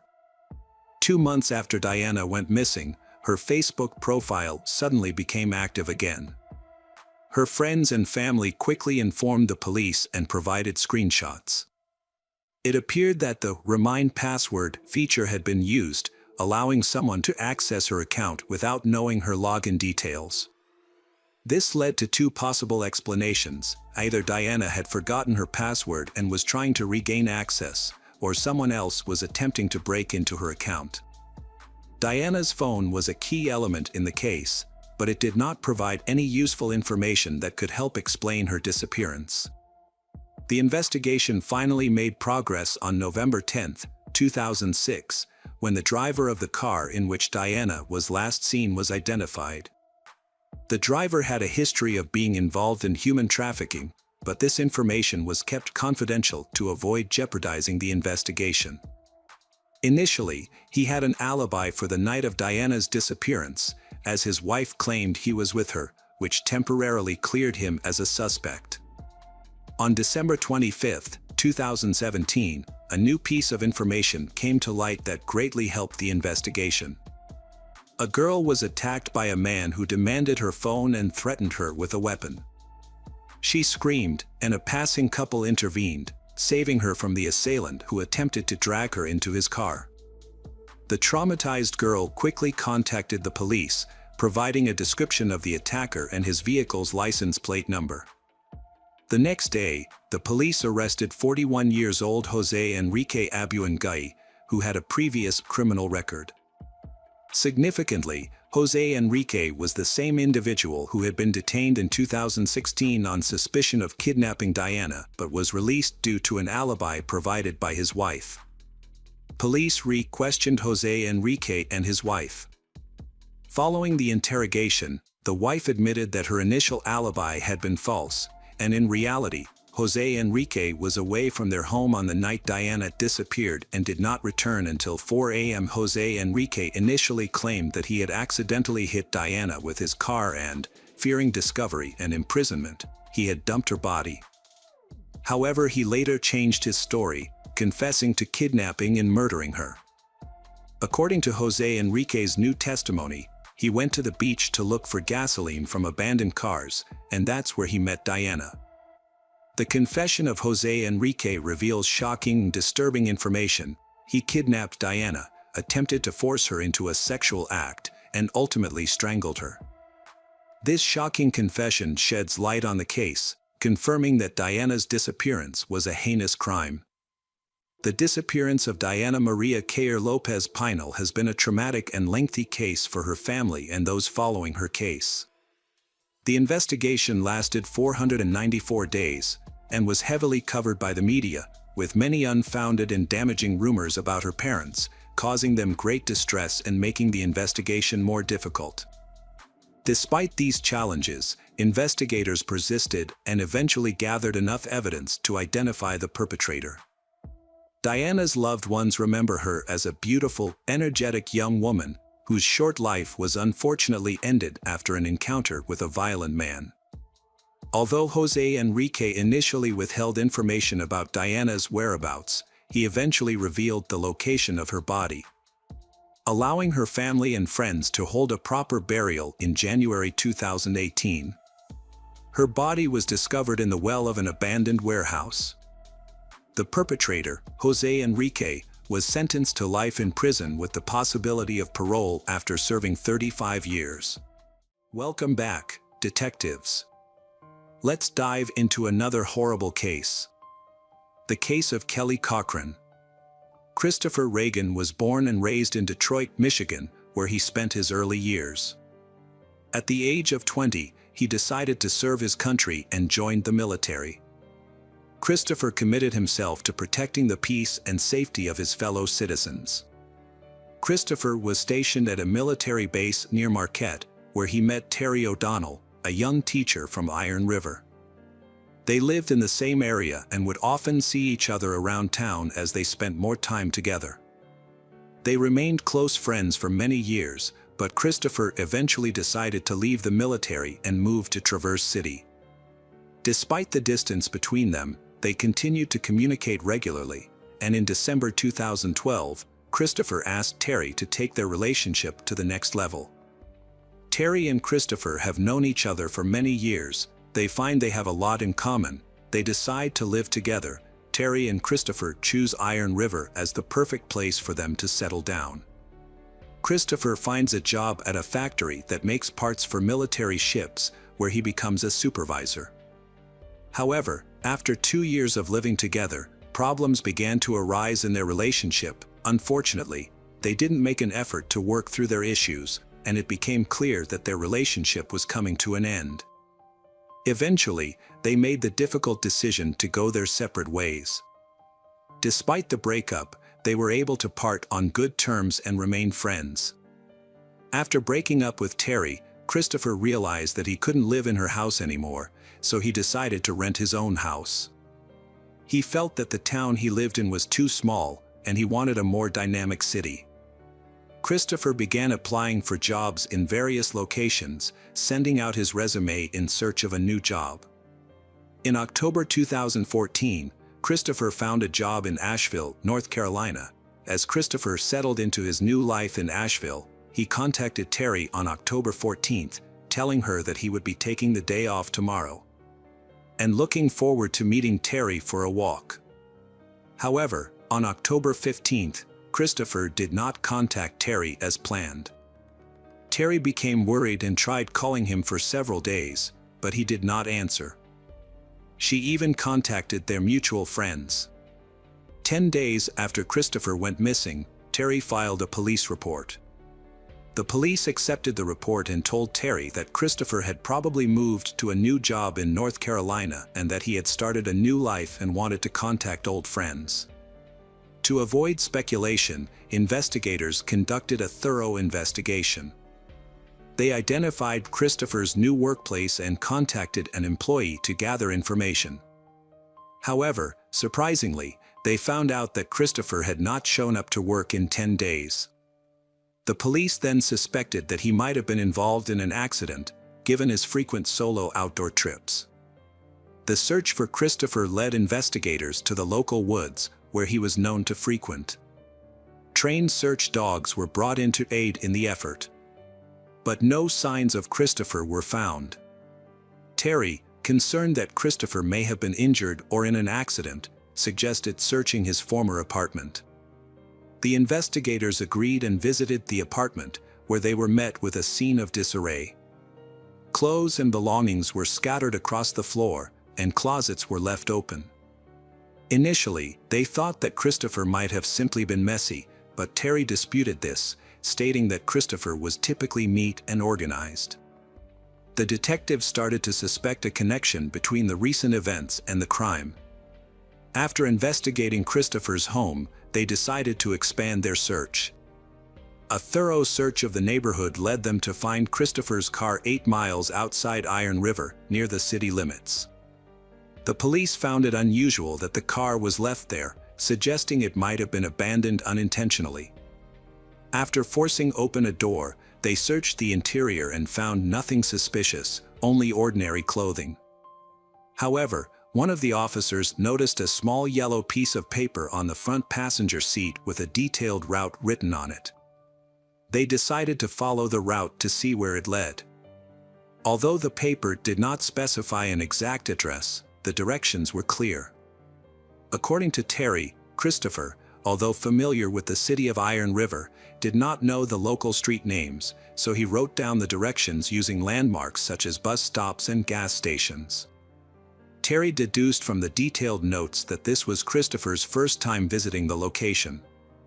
The detectives followed the route outlined on the paper, which led them to a nearby town and a specific house mentioned in Christopher's notes.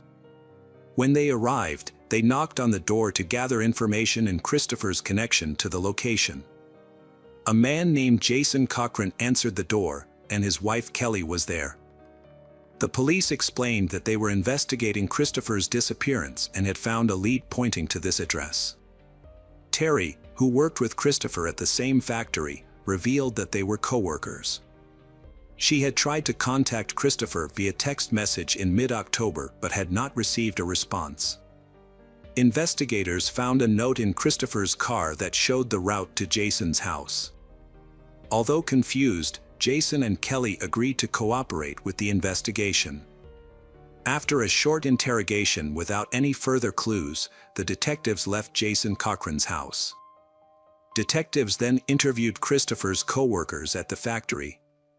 A supervisor shared that Christopher had been having an affair with Kelly Cochran, which was an open secret among employees. This revelation sparked interest, leading investigators to re-question the Jason and Kelly. During re-interrogation, Kelly confessed to her relationship with Christopher. However, she claimed that she could not reveal this information earlier because her husband Jason was present. According to Kelly, Jason agreed to her affair. However, Christopher's colleagues disputed Kelly's story. They claimed that Jason did not approve of Kelly's affair. When Jason was later brought in for questioning, he completely denied approving of Kelly's affair. His strong objection to Kelly's infidelity aroused suspicion and made him a suspect. The investigation into Christopher's disappearance was ongoing, but the lack of concrete evidence made it impossible to determine whether Kelly was involved. As a result, Kelly and Jason were released from the police station. The case remained unsolved for 5 months. In March 2015, a new investigator, Detective Jeremy Ogden from the Hobart Police Department, took over the case. Jeremy Ogden began by thoroughly examining the Jason Cochran family's background. Kelly and Jason had met in high school and started living together soon after graduation. They had distinct personalities. Kelly was outgoing, sociable, and talkative, while Jason was quiet and reserved. He rarely initiated conversations, only responding to questions asked of him. Despite their differences, they decided to get married. After the wedding, they started a business together, providing swimming pool maintenance services. The business was modest, but it provided a decent income for they. Jason handled most of the pool maintenance work, but the constant stress and physical strain took a toll on his health. He began to experience back problems and felt increasingly heavier every day. Eventually, he realized he could no longer continue running the business.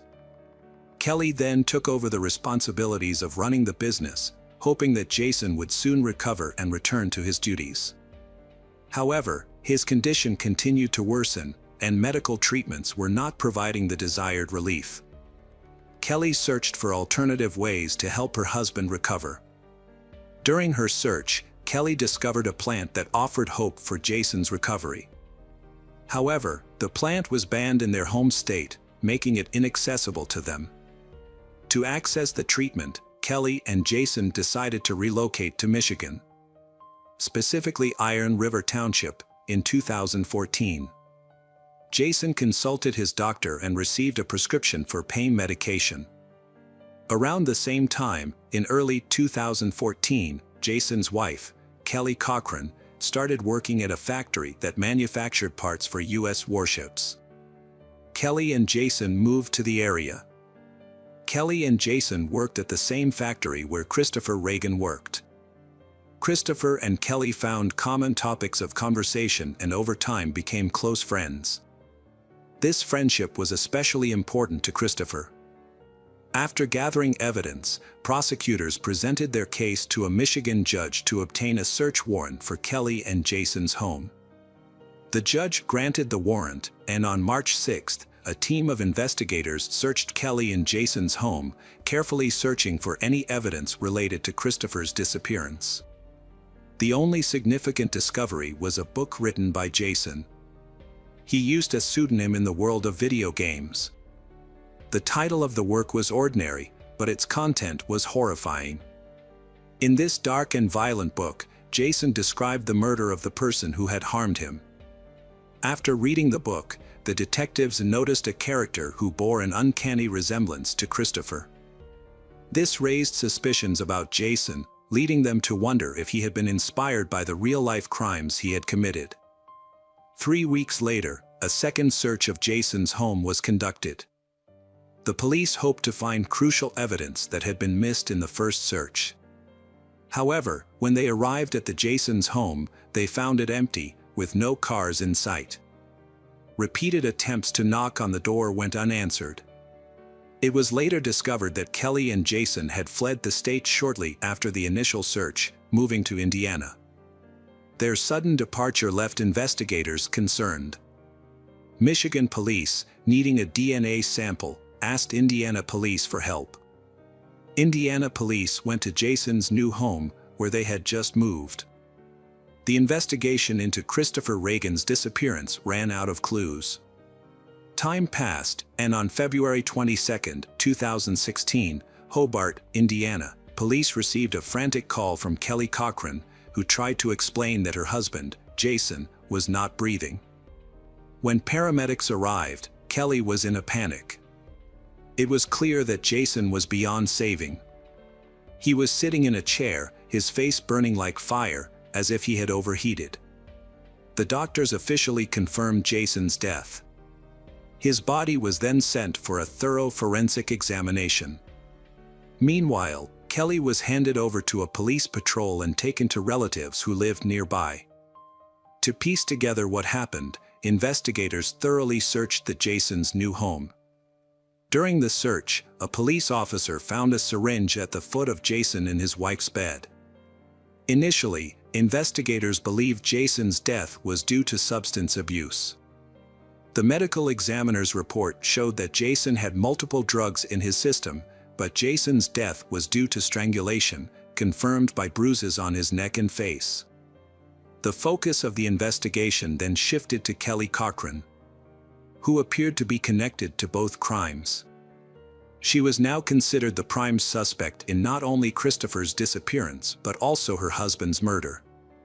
On February 23, 2016, Kelly Cochran was summoned to the police station to answer questions about her husband's death. Under direct questioning and pressure from investigators, Kelly denied any involvement in her husband's death and Christopher's disappearance. She claimed that Jason's death was due to a drug overdose. Months later, investigators still lacked concrete evidence to convict Kelly. During the investigation, Detective Jeremy Ogden met Walter Hammerman, a close friend of Jason's. Kelly informed Walter of Jason's death, who then contacted the police.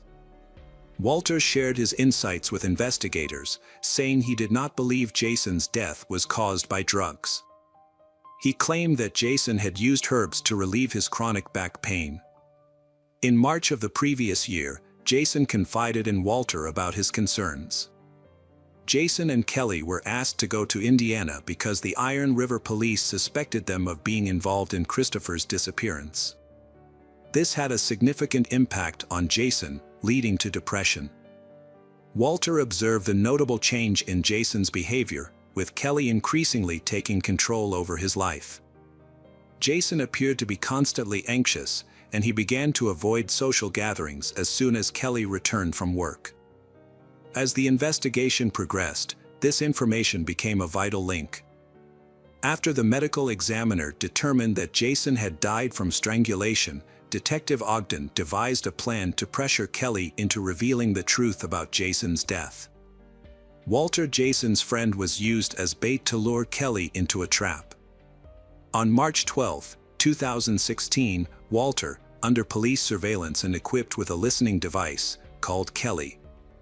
He told her that Jason had given him a letter containing important information before his death, with the condition that it be sent to the police if anything happened to him. However, Kelly surprisingly asked Walter to drop the idea, which caught both Walter and the police off guard. Despite this development, the detective still lacked direct evidence to build a case. In the weeks following her initial questioning, Kelly was subjected to multiple interrogations by investigators trying to uncover the truth. Despite their efforts, she continued to deny any wrongdoing. However, on April 26, 2016, it became apparent that Kelly Cochran had evaded the scrutiny of investigators and was on the loose. Detectives joined forces with police officers from Iron River and Hobart to launch a federal manhunt for Kelly Cochran. Walter Hammerman, who had cooperated with the police, was shocked and frightened by the news. He feared that Kelly might never be caught and could potentially harm him again. As the search for Kelly intensified, her phone went off, leading investigators to believe she was deliberately concealing her location. Kelly evaded police and fled to Wingo, Kentucky, over 6 hours away from Hobart. A detective notified the local authorities to exercise extreme caution if they found Kelly.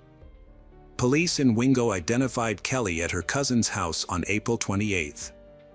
Understanding that she posed a potential danger and was prone to attempting to escape, officers rapidly proceeded to the residence, avoiding advance warnings that afternoon and detaining Kelly on site.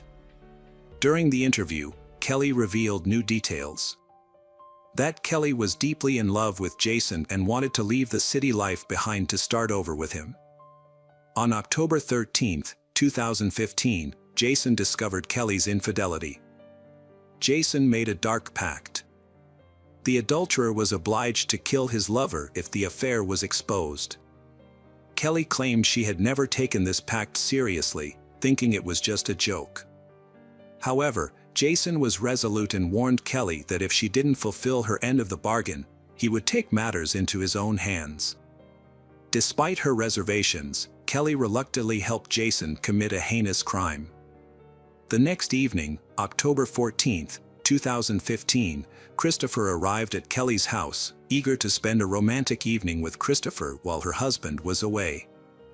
Kelly had planned a fun evening, complete with dinner and intimacy. Kelly and Christopher had dinner together and then went upstairs to the house. Then Jason suddenly appeared. Jason rushed into the bedroom, holding a rifle. Christopher immediately realized that he was in danger. Without hesitation, Jason shot Christopher in the head, killing him. Jason and Kelly then dragged the body down to the basement, where they began to dismember it with a hacksaw. Jason and Kelly cut Christopher's limbs and head off his body and placed the remains in several garbage bags. They then dumped the bags in the woods near Crystal Falls. To avoid suspicion, they drove Christopher's car away from the house. Kelly and Jason thoroughly cleaned the house to remove any evidence of the crime. Kelly was consumed by a deep-seated anger towards her husband, whom she blamed for ruining her chance at happiness with he she truly loved, Christopher. She couldn't forgive her husband for depriving her of the opportunity to be with him, and the pain and loss she felt lingered every day. Kelly's resentment towards her husband eventually turned to hatred, and she knew she could no longer live peacefully with him. An opportunity for revenge presented itself on February 22, 2016, when her husband complained of back pain. Kelly convinced him to let her give her an injection, but she deliberately gave him a dose that killed him. However, the medication didn't work as planned, and her husband was still breathing. Kelly then suffocated him by covering his mouth and nose with her hands. To ensure he was dead, she also squeezed his neck, which explained the bruises found on his body. After confessing to the crime, Kelly cooperated with the police to help them locate Christopher's remains. On May 18, 2016, Detective Jeremy Ogden led a team to a remote area near Crystal Falls to search for Christopher's body. A canine unit picked up the scent and led the team to a small hill, where they found a human skull with bullet holes, indicating a homicide. The team believed they had discovered Christopher's remains. Further examination of the scene yielded additional evidence, including a .22 caliber bullet, a broken firearm. Dental records later confirmed the victim's identity. This breakthrough finally solved the case that had haunted investigators for 2 years. Kelly Cochran was formally charged with the murders of Christopher and Jason Cochran in April 2016. On February 13, 2017, Kelly was brought to court in Michigan to face charges. The prosecutor argued that Kelly was the mastermind behind the crime and that she had planned and executed. The prosecution presented strong evidence, including Kelly's own confession, to support their case. However, Kelly told a different story. She claimed that her husband, Jason, was the one who had planned and committed the crime. According to Kelly, Jason was jealous and had been abusing her. On the day of the crime, Jason allegedly hid in the basement and surprised Kelly and Christopher, then shot Christopher in a fit of rage. Kelly also claimed that Jason had forced her to help him dismember the body by threatening to harm her. Despite Kelly's new version of events, the jury found her guilty of premeditated murder after deliberating for 3 hours. She was sentenced to life in prison without the possibility of parole. After being sentenced, Kelly Kelly Cochran was sent directly to Crown Point Correctional Facility in Ionia, Michigan, where she is currently serving her sentence.